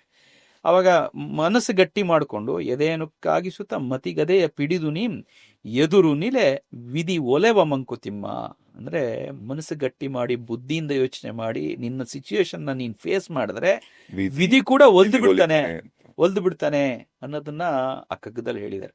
ಆ ಕಗ್ಗ ನನಗೆ ಸ್ಟ್ರೈಕ್ ಆಯ್ತು. ಅದಾದ್ಮೇಲೆ ಇಂಟ್ರೆಸ್ಟ್ ಬಂತು. ಇದರಲ್ಲಿ ಏನೋ ಇದೆ, ಭಾಳ ಇದು ಒಂದು ಏನಿದೆ ಅಂತ. ಆದರೆ DVJನೇ ಇನ್ನೊಂದು ಪುಸ್ತಕ ಬರೆದಿದ್ದಾರೆ, ಅದು ಜೀವನ ಧರ್ಮಯೋಗ ಅಂತ, ಅಥವಾ ಭಗವದ್ಗೀತೆ ತಾತ್ಪರ್ಯ ಅಂತ. ಅದು DVG ಅವರಿಗೆ ಕೇಂದ್ರ ಸಾಹಿತ್ಯ ಅಕಾಡೆಮಿ ಪ್ರಶಸ್ತಿ ತಂದುಕೊಡ್ತು. ಅದರಲ್ಲಿ ಪೀಠಿಕೆ ಅಥವಾ ಮುನ್ನುಡಿಯಲ್ಲಿ ಅವ್ರು ಏನು ಬರೀತಾರೆ ಅಂದರೆ, ಇವತ್ತು ಭಗವದ್ಗೀತೆ ಏನು, ಭಗವದ್ಗೀತೆ ಯಾರಿಗೆ ಬೇಕು, ಗೀತೆ ತಾತ್ಪರ್ಯ ಬರಿತಾ ಇದ್ದಾರೆ. ಯಾರಿಗೆ ಬೇಕು ಅಂದರೆ ಅದು ಮೋಕ್ಷಶಾಸ್ತ್ರ ಅಂತ ಹೇಳಿದ್ದಾರೆ. ನಮ್ಮ ಹಿರಿಯರೆಲ್ಲ ಅದನ್ನು ಮೋಕ್ಷಶಾಸ್ತ್ರ ಅಂತ ಹೇಳಿದ್ದಾರೆ, ನಿಜ. ಆದರೆ ಅದು ಮೋಕ್ಷಶಾಸ್ತ್ರ ಹೌದು, ಆದರೆ ಇವತ್ತು ಅದು ಜೀವನಕ್ಕೆ ಬೇಕಿರೋ ಶಾಸ್ತ್ರ, ಜೀವನಕ್ಕೆ ಅವಶ್ಯಕತೆ ಇರೋ ಶಾಸ್ತ್ರ. ಅದು ಹೇಗೆ ಅನ್ನೋದನ್ನ ಅವರೇ ಒಂದು ದೃಷ್ಟಾಂತ ಕೊಟ್ಟು ಎಕ್ಸ್ಪ್ಲೈನ್ ಮಾಡ್ತಾರೆ. ಒಂದು ಬೆಟ್ಟ ಇದೆ, ಬೆಟ್ಟದ ಮೇಲೆ ಒಂದು ದೇವಸ್ಥಾನ ಇದೆ. ಆ ದೇವಸ್ಥಾನದಲ್ಲಿ ಒಂದು ಗರ್ಭಗುಡಿ ಇದೆ. ಆ ಗರ್ಭಗುಡಿಯಲ್ಲೇ ಸ್ವಾಮಿ ಮೂಲ ವಿರಾಟ ಇದ್ದಾನೆ, ಅಂದ್ರೆ ದೇವರಿದ್ದಾನೆ. ಈಗ ಆ ಬೆಟ್ಟದ ದೇವರ ದರ್ಶನ ಮಾಡಬೇಕಿರೋನು ಈ ಬೆಟ್ಟ ಹತ್ತಬೇಕು ಫಸ್ಟ್. ಈ ಬೆಟ್ಟದ ಹಾದಿಯಲ್ಲಿ ಮುಳ್ಳು, ಕಲ್ಲು, ಬಂಡೆ ಎಲ್ಲ ಇದೆ. ಅದನ್ನೆಲ್ಲ ಆ ಮೆಟ್ಲು ಹತ್ತಬೇಕು, ಮುಳ್ಳು ಕಲ್ಲು ದಾಟಬೇಕು. ಎಲ್ಲ ಹೋಗಿ ದೇವಸ್ಥಾನದ ದ್ವಾರ ಬಾಗಿಲು, ಮೇನ್ ಬಾಗಿಲಲ್ಲಿ ನಿಂತ್ಕೋಬೇಕು. ಅದಾದ್ಮೇಲೆ ಒಳಗೆ ಹೋಗ್ಬೇಕು. ಅದಾದ್ಮೇಲೆ ಎಷ್ಟು ಬಾಗಿಲಿದೆಯೋ ದಾಟ್ ಒಳಗೆ ಹೋಗಿ ದೇವ್ರ, ಅದಾದ್ಮೇಲೆ ಕೊನೆಯಲ್ಲಿ ದೇವ್ರ ನೋಡೋದು. ಈ ದೇವ್ರು ನೋಡೋದು ಮೋಕ್ಷ, ಅದು ಮೋಕ್ಷ ಶಾಸ್ತ್ರ. ಅಲ್ಲಿ ದೇವ್ರ ಹತ್ರ ತಲುಪಿರೋನ್ಗೆ, ಅದು ಕೊನೆ ಹಂತ, ಅದು ದೇವ್ರನ್ನ ತಲುಪಿರೋನ್ಗೆ. ಆದ್ರೆ ಈ ಬೆಟ್ಟನೇ ಹತ್ತಬೇಕಿರೋನ್ಗೆ ಜೀವನ ಅವನು ಕ್ರಮಿಸ್ಬೇಕಲ್ಲ. ಇದು ಜೀವನ, ಈ ಪ್ರೋಸೆಸ್ ಜೀವನ. ಈ ಜೀವನ ಏನಿದೆ, ಈ ಜೀವನ ಫಸ್ಟ್ ಕರೆಕ್ಟಾಗಿ ಮಾಡಿದ ಹೊರ್ತು ಇಲ್ಲೇ ನೀನು ಸೋತ್ರೆ ಆ ಮೋಕ್ಷ ತಲುಪೋದು ಹೆಂಗೆ? ಆ ಜೀವನ ಶಾಸ್ತ್ರಕ್ಕೆ ಬೇಕಾಗಿರೋ ಧೈರ್ಯ ಕೊಡೋದು ಗೀತೆ ಅಂತ DVG ಹೇಳ್ತಾರೆ. ನನ್ನ ಪ್ರಕಾರ ನಾನು ಅನುಭವಿಸ್ದಂಗೆ ಮಂಕುತಿಮ್ಮನ ಕಗ್ಗ ನಮಗೆ ಇನ್ನ ಸರಳವಾಗಿ ಗೀತೆನ ಅರ್ಥ ಮಾಡಿಸಿದೆ. ಗೀತೆಯ ಕನ್ನಡ ಅವತರಣಿಕೆ ಅದು ಅಂದ್ರೆ ತಪ್ಪಾಗಲಾರದು. ಹೆಂಗೆ ಅಂದ್ರೆ, ನಮ್ಮ ಕೃಷ್ಣನ ಬಗ್ಗೆ ಒಂದು ಮಾತಿದೆ, ಸರ್ವೋಪನಿಷದೋ ಗಾವೋ ದೋಗ್ಧ ಗೋಪಾಲನಂದನ ಅಂತ. ಅಂದ್ರೆ ಎಲ್ಲ ಉಪನಿಷತ್ತುಗಳು ಗೋವುಗಳಿದ್ದಂಗಂತೆ. ಆ ಗೋವುಗಳಲ್ಲಿ ಹಾಲು ಕರೆದು ಅದರನ್ನ ಎಪ್ಪಿಟ್ಟು ಅದರಲ್ಲಿ ಬೆಣ್ಣೆ ತೆಗೆದು ನಮಗೆ ತುಪ್ಪ ಮಾಡಿ ಕೊಟ್ಟಿರೋದು ಕೃಷ್ಣ. ಅಂದ್ರೆ ಗೀತೆಯಲ್ಲಿ ಎಲ್ಲಾ ಉಪನಿಷತ್ತುಗಳ ಸಾರಾನ ತಂದು ಗೀತೆಯಲ್ಲಿ ಕನ್ಸೈಸ್ ಮಾಡಿ ಕೊಟ್ಟಿರೋದು ಕೃಷ್ಣ. ಆ ಗೀತೆಯ ಅನ್ವರ್ಥ ಇನ್ನೊಂದು ಕನ್ನಡೀಕರಿಸ್ಕೊಟ್ಟವರು DVG ಅಂದ್ರೆ ತಪ್ಪಾಗಲಾರದು. DVG ಅದನ್ನ ಕನ್ನಡದ ಪಾಲಿನ ಭಗವದ್ಗೀತೆ ಅಂತ ಎಲ್ಲರೂ ನಂಬಿದ್ದೀವಿ. ಅದು ಸತ್ಯವೂ ಹೌದು. ಕೆಲವ್ರು ಒಪ್ಪಲ್ಲ ಗೀತೆ ಇನ್ನ ಹೌದು ಇರಬಹುದು, ಇನ್ನಷ್ಟು ಸರಳ. ಈಗ ಜೀವನಕ್ಕೆ ಧೈರ್ಯ ಕೊಡುವಂತ ಸಾಹಿತ್ಯ ಯಾವ್ದಾದ್ರು ಇದ್ರೆ ಅದು ಗೀತೆಗೆ ಸಮಾನೆ. ಗೀತೆಯಲ್ಲಿ ಕೃಷ್ಣನು ಅದೇ ತಾನೇ ಬೋಧನೆ ಮಾಡೋದು. ಅರ್ಜುನ ವಿಷಾದ ಯೋಗದಲ್ಲಿ ಕೃಷ್ಣ ಏನ್ ಹೇಳ್ತಾನೆ, ವಾಪಸ್ ಹೋಗ್ತಾನೆ. ಇವನು ಅರ್ಜುನ ಏನ್ ಹೇಳ್ತಾನೆ, ನಾನು ಯುದ್ಧ ಮಾಡಲ್ಲ, ವಾಪಸ್. ಅವಾಗ ಹೌದು, ನನ್ನವ್ರನ್ನ ಕೊಲ್ಬೇಕಲ್ಲ ನಾನು ಅಂತ ಒಂದು ಆಂಗ್ಸೈಟಿಯಲ್ಲಿ ವಾಪಸ್ ಹೋಗ್ತಾನೆ. ಆವಾಗ ಕೃಷ್ಣ ಬೋಧಿಸಂಥದ್ದು, ಧೈರ್ಯ ಕೊಟ್ಟಂಥದ್ದು, ಯಾಕೆ ಯುದ್ಧ ಮಾಡಬೇಕು ಅಂತ ಕ್ಲಾರಿಟಿ ಕೊಟ್ಟಂಥದ್ದು ಗೀತೆ. ಅದೇ ತರ ಮಂಕುತಿಮ್ಮನ ಕಗ್ಗನ ನೀವು ಮನನ ಮಾಡ್ತಾ ಹೋದ್ರೆ ನಿಮಗೆ ಎಷ್ಟೋ ವಿಚಾರದಲ್ಲಿ ಕ್ಲಾರಿಟಿ ಬಹಳಷ್ಟು ಸಿಗುತ್ತೆ. ನನ್ನದೇ ಜೀವನದಲ್ಲಿ ಇನ್ನೊಂದ್ಸರಿ ಒಂದು ಕಗ್ಗ ನನಗೆ ಹೇಗೆ ಸಹಾಯ ಮಾಡ್ತು ಅನ್ನೋದನ್ನ ಇನ್ನೊಂದು ದೃಷ್ಟಾಂತದಲ್ಲಿ ಹೇಳ್ತೀನಿ. ನಾನು ಹೆಂಗ್ ನಡೆದಿರೋದು ಆಕ್ಚುಲಿ ಇದು ನನ್ನ ಲೈಫಲ್ಲೇ. ನಾನು ಆಕ್ಚುಲಿ ಏನೋ ಒಂದು ಕೆಲಸ ಮಾಡಿದ್ವಿ, ಒಂದು 8-10 ತಿಂಗಳು ಶ್ರಮ ವಹಿಸಿ ಕಷ್ಟಪಟ್ಟು ಆ ಕೆಲಸ ಮಾಡಿದ್ವಿ. ಕೆಲಸ ಮಾಡಿ ಅದು ಬಹಳ ಶ್ರದ್ಧೆಯಿಂದ ಮಾಡಿದ್ವಿ. ಬಹಳ ಚೆನ್ನಾಗಿ ಬಂತು, ಮೂಡ್ ಬಂತು ಎಲ್ಲ. ಅದು ಮೂಡ್ ಬಂದು ಅದರ ರಿಸಲ್ಟ್ ಬರಬೇಕು. ರಿಸಲ್ಟ್ ಬರೋ ಟೈಮಿಗೆ ನಾನು ಕಾದ್ಕೊಂಡು ಕೂತ್ವಿ, ಎಷ್ಟು ಚೆನ್ನಾಗಿ ಮಾಡಿದ್ದೀವಿ ಕೆಲಸ, ಒಳ್ಳೆ ರಿಸಲ್ಟ್ ಬರುತ್ತೆ. ಫಸಲು ಬರೋ ಟೈಮು ಬಂದು ಬರುತ್ತೆ ಅನ್ಕೊಂಡು ಕಾಯ್ತಾ ಇದ್ದೀವಿ. 1 ತಿಂಗಳಾಯ್ತು, 2 ತಿಂಗಳಾಯ್ತು, 3 ತಿಂಗಳಾಯ್ತು, ರಿಸಲ್ಟೇ ಇಲ್ಲ. ಆ ರಿಸಲ್ಟೇ ಇಲ್ದಿರೋದ್ ನೋಡ್ಬಿಟ್ಟು ನಾನು ಇದೇನಪ್ಪ ಹಿಂಗಾಗೋಯ್ತಲ್ಲ, ಇಷ್ಟು ಚೆನ್ನಾಗಿ ಮಾಡಿದ್ದೀವಿ, ಜನ ಯಾಕೆ ಒಪ್ತಿಲ್ಲ ಇದನ್ನ, ಹೌದಾ ತಡಿ ನೋಡೋಣ ಏನೋ ಇರ್ಬೋದು ಅಂತ ನನ್ನ ಹತ್ರ ಕಗ್ಗಕ್ಕೊಂದು ಕೈಪಿಡಿ ಅಂತ ಒಂದು ಪುಸ್ತಕ ಇದೆ. DR ವೆಂಕಟರಮಣನ್ ಅವ್ರ ಕಗ್ಗದ ಭಾವ ಪೂರ್ತಿ ಬರೆದಿದ್ದಾರೆ, ಬಹಳ ಚೆನ್ನಾಗಿದೆ. ಯಾವಾಗ್ಲೂ ಕೈಲಿರುತ್ತೆ. ಸುಮ್ನೆ ತಿರುವಾಕು ಒಂದು ತೆಗೆದೆ, ಒಂದು ಕಗ್ಗ ಸಿಕ್ತು ನನ್ಗೆ. ಅದರಲ್ಲಿ ಈ ಕಗ್ಗ ಹೀಗಿದೆ: ಕಾಳನುದಯದಿ ಬಿತ್ತಿ ಸಂಜೆಗದು ಪೈರಹುದೇ, ಪಾಲುಂಟು ಕಾಲಂಗೆ ನಮ್ಮ ಕೃಷಿಗಳಲ್ಲಿ, ವೇಳೆಗಡು ನೀಡದೆ ಆತುರದಿ ನಡುಗೆ ಪಕ್ವಹುದೇ, ತಾಳುಮೆಯ ಪರಿಪಾಕ ಮಂಕುತಿಮ್ಮ ಅಂತ ಹೇಳ್ತಾರೆ. ಎಷ್ಟು ಚೆನ್ನಾಗಿ. 2 ಅರ್ಥ ಆಯ್ತು. ಆದ್ರೆ ಏನ್ ಬೆಳಗ್ಗೆ ಬೀಜ ಹಾಕ್ಬಿಟ್ಟು ಸಂಜೆನೆ ಪೈರಾಗಲ್ಲ. ಸಾರಿ, ನೀವೇ ಹೇಳಿ. ಎಸ್, ಇಲ್ಲ ಹೇಳಿ. ಅದೊಂದು ಅರ್ಥ ಆಯ್ತು. ಎಸ್, ಅದೊಂದು ಅರ್ಥ ಆಯ್ತು, ಹೇಳಿ ಸರ್. ಅದೇ, ಕಾಳನುದಯದಿ ಬಿತ್ತಿ ಸಂಜೆಗದು ಪೈರಹುದೆ. ಕಾಳನ್ನ ಬೆಳಗ್ಗೆ ಬಿತ್ತು ಸಂಜೆಗೆ ಪೈರಾಗು ಅಂತಂದ್ರೆ ಅದನ್ನ ಎಕ್ಸ್ಪೆಕ್ಟ್ ಮಾಡಿದ್ರೆ ಎಲ್ಲಾದ್ರೂ ಆಗತ್ತೆ? ಆಗೋದೇ ಇಲ್ಲ. ಅಟ್ಲೀಸ್ಟ್ ವಾರ 10 ದಿವಸ ಬೇಕಾದ ಪೈರಾಗ್ಬೇಕಾದ್ರೆ. ಸೊ ತಾಳ್ಮೆ ಬೇಕು ಅಂತ. ವೇಳೆಗಡು ನೀಡದೆ ಆತುರದಿ ಅಡುಗೆ ಪಕ್ಕಹುದೆ. ಅಕ್ಕಿ ಈಗ ಅನ್ನ ಮಾಡ್ತೀವಿ, ಒಲೆ ಮೇಲೆ ಇಡ್ತೀವಿ, ನೀರಲ್ಲಿ ತೊಳೆದು ನೀರಲ್ಲಿಟ್ಟು ಬೇಯಿಸಿ ಇಟ್ಟು 2 ಸೆಕೆಂಡ್ಗೆ 2 ನಿಮಿಷಕ್ಕೆ ಆಗಲ್ಲ. ಅದು 20-25 ನಿಮಿಷ ಅದರದೇ ಟೈಮ್ ತಗೊಂಡು ಬೇಯಬೇಕದು. ಬೇಯ್ದಾಗೆ ಅದು ಪರಿಪಾಕ ಆಗಿ ನಾವು ತಿನ್ನಕ್ಕಾಗೋದು. ಅದು ಬೆಂದ ಮೇಲೆನೆ ನಾವು ತಿನ್ನಕ್ಕಾಗೋದು. ಅದಕ್ಕೊಂದು 20 ನಿಮಿಷ ವೇಳೆಗಡು ನೀಡದೆ ಆತುರದಿನ ಅಡುಗೆ ಪಕ್ಕಹುದೆ. ಆತರ ಮಾಡಿದ್ರೆ ಅಡಿಗೆ ಪಕ್ವ ಆಗಲ್ಲ. ಅದಕ್ಕೆ ಟೈಮ್ ಕೊಡ್ಲೇಬೇಕು. ಹಂಗಾಗಿ ವೇಳೆಗಡು ನೀಡದೆ ಆತುರದಿನ ಅಡುಗೆ ಪಕ್ವಹುದೆ. ತಾಳುಮೆಯ ಪರಿಪಾಕ ಮಂಕುತಿಮ್ಮ. ಈ ಕಗ್ಗದಲ್ಲಿ ಏನ್ ಹೇಳ್ತಾರೆ ಅಂದ್ರೆ, ಕಾಳನುದಯದಿ ಬಿತ್ತಿ ಸಂಜೆಗದು ಪೈರಹುದೆ, ಪಾಲುಂಟು ಕಾಲಂಗೆ ನಮ್ಮ ಕೃಷಿಗಳಲ್ಲಿ. ಅಂದ್ರೆ ನಾವೇನೇ ಕೆಲಸ ಮಾಡಿದ್ರು ಕಾಲ, ಟೈಮ್ ಅನ್ನೋ ಅವನಿಗೂ ಒಂದು ಪಾಲಿದೆ. ನಾವು ಬೆಳಗ್ಗೆ ಬಿತ್ತು ಬೀಜ ಬಿತ್ತಿ ಸಂಜೆನೆ ಪೈರಾಗುತ್ತೆ ಅಂದ್ರೆ ಅದು ಒಪ್ಪಕ್ಕಾಗಲ್ಲ, ಅದಾಗೋದಿಲ್ಲ. ಒಂದು ವಾರ 10 ದಿವಸ ಅದು ಪೈರಾಗಬೇಕಾದ್ರೆ ಕಾಯ್ಬೇಕಾಗತ್ತೆ. ಅಂದ್ರೆ ಟೈಮ್ ಕೂಡ ಕೊಡ್ಬೇಕು. ನಾವು ಮಾಡಿದ ಕೆಲ್ಸಕ್ಕೆ ಟೈಮ್ ಕೂಡ ಕೊಡ್ಬೇಕು, ಅದು ಫಲ ಕೊಡೋದಕ್ಕೆ. ವೇಳೆಗಡು ನೀಡದೆ ಆತುರದಿ ಅಡುಗೆ ಪಕ್ಕಹುದೆ ಅಂದ್ರೆ ಟೈಮ್ ಕೊಡದೆ ಅಕ್ಕಿನ ತೊಳೆದು ಬೇಯಕ್ಕಿಡ್ತೀವಿ ನಾವು. ಅದು ಬೇಯದಕ್ಕೆ ಅಟ್ಲೀಸ್ಟ್ 20 ನಿಮಿಷ 30 ನಿಮಿಷ ಟೈಮ್ ಬೇಕು. ನಾವು ಇನ್ಸ್ಟೆಂಟ್ ಆಗಿ 2 ಸೆಕೆಂಡ್ ಹಾಕ್ಬೇಕು ಅಥವಾ 2 ನಿಮಿಷಕ್ಕೆ ಹಾಕ್ಬೇಕು ಅಂದ್ರೆ ಆಗೋದಿಲ್ಲ. ಅದು ತಾನಾಗಿ ತಾನು ಸಹಜವಾಗಿ ಬೆಂದು 20-25 ನಿಮಿಷ ಬೆಂದ ಮೇಲೇನೆ ಅದು ಊಟ ಮಾಡಕ್ಕೆ ಯೋಗ್ಯವಾಗಿರ್ತದೆ. ವೇಳೆಗಡು ನೀಡದೇನೆ ಆತುರದಿ ಅಡುಗೆ ಪಕ್ವಹುದೆ. ತಾಳುಮೆಯ ಪರಿಪಾಕ ಮಂಕುತಿಮ್ಮ. ತಾಳ್ಮೆ ಅನ್ನೋದು ಪರಿಪಾಕ, ನಮ್ಮನ್ನ ಪರಿಪಾಕ ಮಾಡಕ್ಕಿರೋಂತ ಒಂದು ಸಾಧನೆ. ತಾಳ್ಮೆ ಅನ್ನೋದು ಅಷ್ಟು ಮುಖ್ಯ ಅನ್ನೋದನ್ನ ಹೇಳ್ತಾರೆ. ಈ ಕಗ್ಗ ಓದಿದ್ಮೇಲೆ ಸ್ವಲ್ಪ ಹೌದಾ ಆಯ್ತು ಬಿಡು ಅನ್ಕೊಂಡು ನೋಡಿ ಸ್ವಲ್ಪ ಹಂಗೆ ಏನೋ ಒಂದು ಸಮಾಧಾನ ಸಿಕ್ತ. ಹೊತ್ತಿಗೆ ಫಲ ಬಂದಿಲ್ಲ ಅಂತೇಳಿ ಏನು ಬೇಜಾರಿತ್ತು, ಆ ಬೇಜಾರು ಕಮ್ಮಿ ಆಯ್ತು, ಸಮಾಧಾನ ಸಿಕ್ತು. ಅದಾದ ವಾರ 10 ದಿವಸಕ್ಕೆ it started giving it's fruits. ಅದು ಫಲ ಬರಕ್ ಶುರು ಆಯ್ತು. ಹಂಗೆ ಕಗ್ಗ ವರ್ಕ್ ಆಯ್ತು. ಹಂಗೆ ಕಗ್ಗ ಆತರ ಎಂತ ಸಿಚುವೇಶನ್ ಅಲ್ಲಿ ಎಂತದೋ ಕಷ್ಟದ ಸಿಚುವೇಶನ್ ಅಲ್ಲಿ ನಮ್ಮನ್ನ ನನ್ನನ್ನಂತೂ ಕೈ ಹಿಡಿದು ನಡೆಸಿದೆ ಕಗ್ಗ. ಧೈರ್ಯ ಕೊಟ್ಟಿದೆ, ಸಮಾಧಾನ ಕೊಟ್ಟಿದೆ. ಆತರ ಬಹಳಷ್ಟು ಈ ತರದ ಎಷ್ಟೋ ಇನ್ಸಿಡೆಂಟ್ಸ್ ಇದೆ. ಇನ್ನು 100 ಹಂಚ್ಕೋಬಹುದು ನಾನು ನಿಮ್ಗೆ. ಒಟ್ಟು ಕಗ್ಗಗಳು 945 ಕಗ್ಗಗಳು. 945 ಕಗ್ಗ ಬರೆದು ಗುಂಡಪ್ಪನವರು ಇವರಿಗೆ ಕುವೆಂಪು ಅವ್ರಿಗೆ ಒಂದು ಕಾಪಿ ಕೊಡ್ತಾರೆ.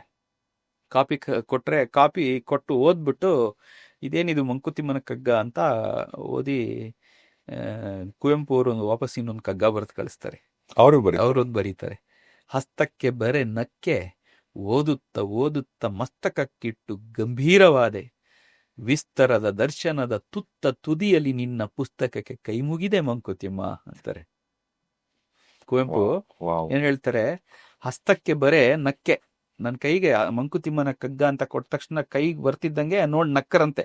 ಇದೇನಪ್ಪ ಮಂಕುತಿಮ್ಮನ ಕಗ್ಗ ಅಂತ ಬರ್ದಿದ್ದಾನೆ ಇವ್ರೇನ್ ಹಿಂಗ್ ಬರ್ದಿದ್ದಾರೆ ಅಂತ ಅನಿಸ್ತಂತೆ, ನಕ್ಕರಂತೆ ಮನಸ್ಸಲ್ಲಿ. ಆದ್ರೆ ಹಸ್ತಕ್ಕೆ ಬರೆ ನಕ್ಕೆ ಓದುತ್ತ ಮಸ್ತಕಕ್ಕಿಟ್ಟು ಗಂಭೀರವಾದೆ. ಓದ್ತಾ ಒಳಗೆ ಹೋದಂಗೆ ಮಸ್ತಕ ತಲೆಗಿಟ್ಟು ಗಂಭೀರವಾಗೋದೆ. ವಿಸ್ತಾರವಾದ ದರ್ಶನ ಮಾಡಿಸ್ಬಿಟ್ಟಲ್ಲ ಈ ಪುಸ್ತಕದಿಂದ, ಈ ಕಗ್ಗದಿಂದ.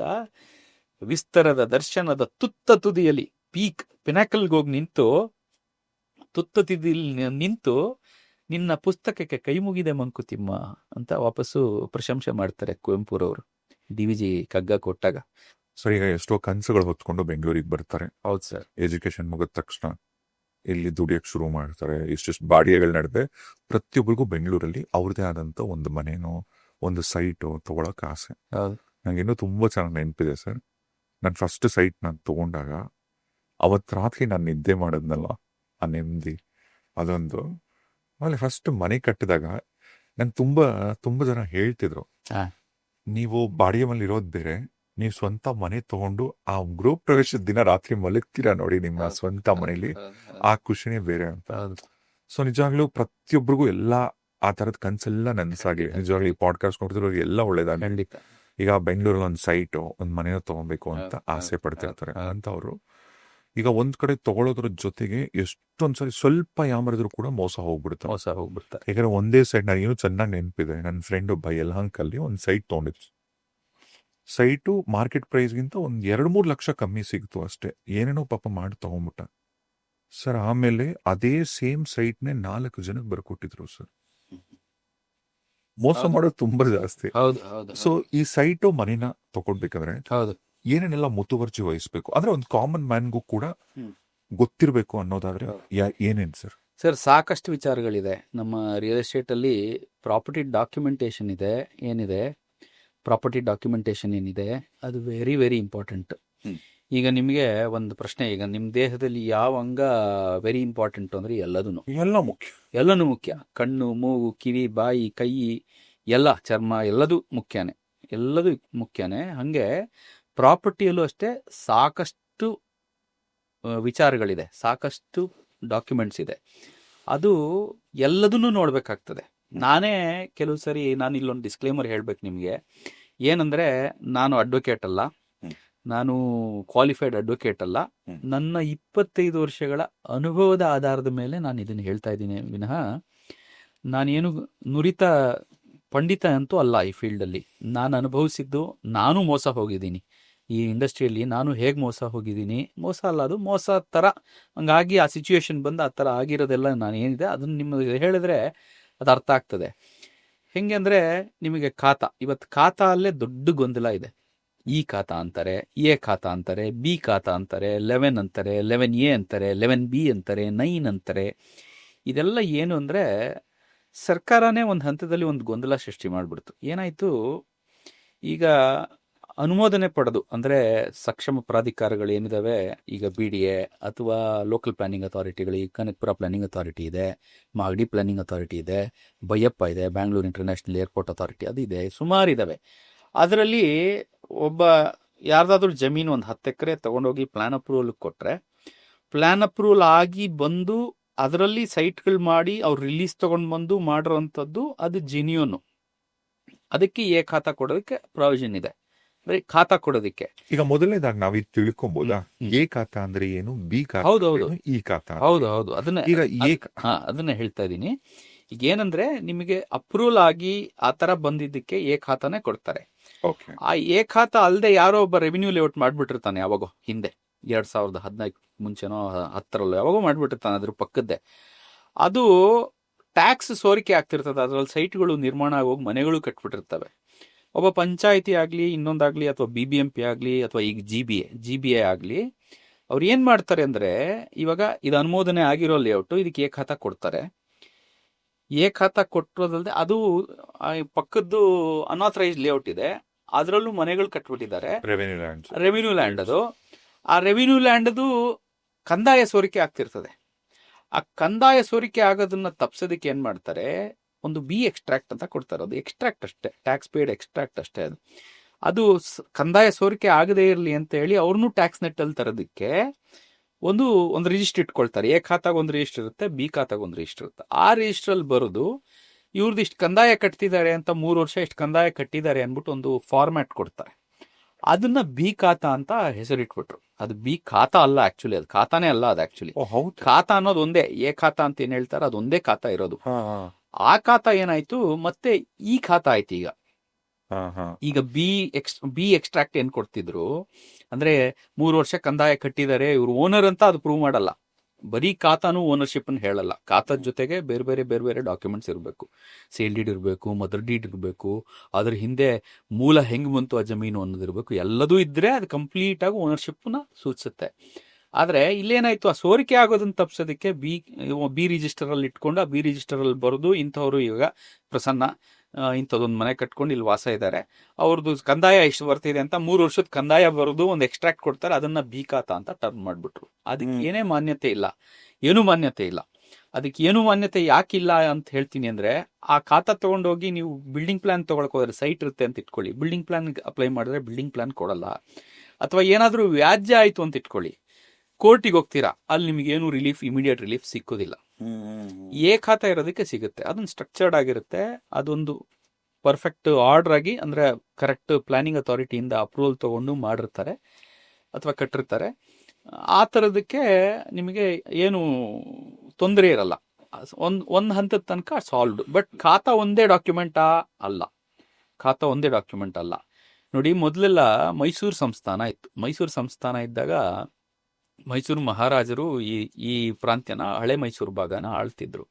ಅವಾಗ ಇನಾಮ್ಸ್ ಆಗಿ ಒಂದಷ್ಟು ಜನಕ್ಕೆ, ಯಾರೋ ಬ್ರಾಹ್ಮಣರಿಗೆ ಯಾರಿಗೋ ಒಂದು ಈ ಗ್ರಾಮ ನೀನು ನೋಡ್ಕೋ, ಕಂದಾಯ ವಸೂಲು ಮಾಡಿ ನಮ್ಗೆ ಕೊಡು ಅಂತ ಇನಾಮ್ ಅಂತ ಕೊಟ್ಬಿಟ್ಟಿರ್ತಿದ್ರು. ಇದು ಗುತ್ತಿಗೆ ಕಾಯಂ ಗುತ್ತಾ ಅಂತಾನೆ ಕರೀತಾರೆ. ಕೆಜಿ ಅಂತಾರ, ಕೆಜಿ ಗೊಲ್ಲರ ಪಾಳ್ಯ, ಕೆಜಿ ಚಿಕ್ಕಲ್ ಸಂದ್ರ ಅಂದ್ರೆ ಕಾಯಂ ಗುತ್ತಾ ಅಂತ. ಕಾಯಂ ಆಗ ಅವ್ರಿಗೆ ಗುತ್ತಾ ಕೊಟ್ಬಿಟ್ಟಿರ್ತಾರೆ. ಆ ಇನಾಮ್ಸ್ ನ ಕರ್ನಾಟಕ ಗವರ್ಮೆಂಟ್ ಬಂದ್ಮೇಲೆ, ಲ್ಯಾಂಡ್ ರಿಫಾರ್ಮ್ಸ್ ಆಕ್ಟ್ ಎಲ್ಲ ಬಂದ್ಮೇಲೆ ಇನಾಮ್ ಅಬಾಲಿಷನ್ ಆಕ್ಟ್ ಅಂತ ಬಂತು. ಇನಾಮ್ಸ್ನೆಲ್ಲ ಅಬಾಲಿಷ್ ಮಾಡಿದ್ರು. ಅದನ್ನ ಕೊಟ್ಟಿರೋದೆಲ್ಲ ತಪ್ಪು ಅಂತೇಳಿ ಸರ್ಕಾರ ತಗೊಂಡು ಏನ್ ಮಾಡ್ತು, ಅಲ್ಲಿ ಯಾರ್ಯಾರು ಮಾಡ್ಕೊಂಡಿದ್ರು ಆ ಜಮೀನ್ಗಳನ್ನ ಅವ್ರಿಗೆ ರೀಗ್ರಾಂಟ್ ಮಾಡ್ತು. ಇನಾಮ್ ಅಬಾಲಿಷನ್ ಅಲ್ಲಿ ಫಾರಂ 8 ಅಂತ ಕೊಟ್ಟರು, ಇನಾಮ್ ಅಬಾಲಿಷನ್ ಆರ್ಡರ್ ಅಂತ ಕೊಟ್ಟರು. ಅಲ್ಲಿ ಸ್ಟಾರ್ಟ್ ಆಗುತ್ತೆ ಇನಾಮ್ ಅಬಾಲಿಷನ್ ಆಕ್ಟ್. ಈ ತರ ಇನಾಮ್ ಅಬಾಲಿಷನ್ ಆಕ್ಟ್ ತರ ಬೇರೆ ಬೇರೆ ಆಕ್ಟ್ಸ್ ಇದಾವೆ. ಲ್ಯಾಂಡ್ ರಿಫಾರ್ಮ್ಸ್ ಆಕ್ಟ್ ಇದೆ, ಉಳುವವನಿಗೆ ಭೂಮಿ ಅಂತ ಮಾಡಿದ್ರು ನೋಡಿ. ಆ ಲ್ಯಾಂಡ್ ರಿಫಾರ್ಮ್ಸ್ ಆಕ್ಟ್ ಅಲ್ಲಿ ಉಳುವವನಿಗೆ ಭೂಮಿ, ಯಾರು ಉಳ್ತಾ ಇರ್ತಾನೆ, ಯಾರೋ ಒಬ್ಬ ಜಮೀನ್ದಾರ್ ಇರ್ತಾನೆ, ಒಂದು 100 ಎಕರೆ ಇರುತ್ತೆ, ಒಂದು ಯಾರೋ ಉಳ್ತಾ ಇರ್ತಾನೆ, ಅವನು ಹೋಗಿ ಒಂದು ಅರ್ಜಿ ಹಾಕೊಳ್ತಾನೆ ಟ್ರಿಬ್ಯುನಲ್ ಮುಂದೆ, ನಾನು ಹಿಂಗೆ ಉಳ್ತಾ ಇದ್ದೀನಿ ಸ್ವಾಮಿ ನನಗೆ ಕೊಡಿ ಅಂತ. ಅವನಿಗೆ ಕೊಟ್ಟಿರ್ತಾರೆ, ಆ ಟ್ರಿಬ್ಯುನಲ್ ಆರ್ಡರ್ ಪಾಸ್ ಮಾಡಿ ಕೊಟ್ಟಿರ್ತಾರೆ. ಆ ಟ್ರಿಬ್ಯುನಲ್ ಅಲ್ಲಿ ಆರ್ಡರ್ ಆಗಿರುತ್ತಲ್ಲ, ಅದು ಮೂಲ, ಅಲ್ಲಿಂದ ಸ್ಟಾರ್ಟ್ ಆಗುತ್ತೆ. ಅಥವಾ ಬೇರೆ ಬೇರೆ ಈ ಥರದ್ದು ಈಗ PTCL ಕಾಯ್ದೆನಲ್ಲಿ, ಅಂದರೆ PTCL ಅಂದರೆ prohibition on transfer of certain lands ಅಂತ, ಮಾರಾಟಕ್ಕೆ ನಿಷಿದ್ಧ ಇದೆ. ಅದು SC/STಗೆ ಲ್ಯಾಂಡ್ಲೆಸ್ ಅಂತ ಇರ್ತಾರಲ್ಲ, ಲ್ಯಾಂಡ್ ಇಲ್ದಿರೋರಿಗೆ ಬಗರ್ ಹುಕುಂ ಸಾಗುವಳಿ ಅಂತ ಮಾಡ್ತಿರ್ತಾರೆ. ಅಥವಾ ಸರ್ಕಾರನೇ ಕಾಲಕ್ಕೆ ಇಷ್ಟು ಅಂತ ಡಿಸ್ಪೋಸ್ ಮಾಡ್ತೀವಿ, ಬಡವರಿಗೆ ಕೊಡ್ತೀವಿ, SC/STಗಳು ಇಲ್ದಿರೋರಿಗೆ ಕೊಡ್ತೀವಿ ಅಂತ ಹೇಳಿ ಕೊಡ್ತದೆ. ಆ ಥರದ ಲ್ಯಾಂಡ್ಗಳೆಲ್ಲಾನು PTCL ಆಕ್ಟ್ ಕೆಳಗಡೆ ಬರುತ್ತೆ, prohibition on transfer of certain lands ಅಂತ. ಅದು ಅವ್ರು ಮಾರಾಟ ಮಾಡಂಗಿಲ್ಲ. 15 ವರ್ಷ ಲೀಸ್ ಇರುತ್ತೆ. ಲೀಸ್ ಆದ್ಮೇಲೆ ಸಹ ಮಾರಾಟ ಮಾಡಂಗಿಲ್ಲ.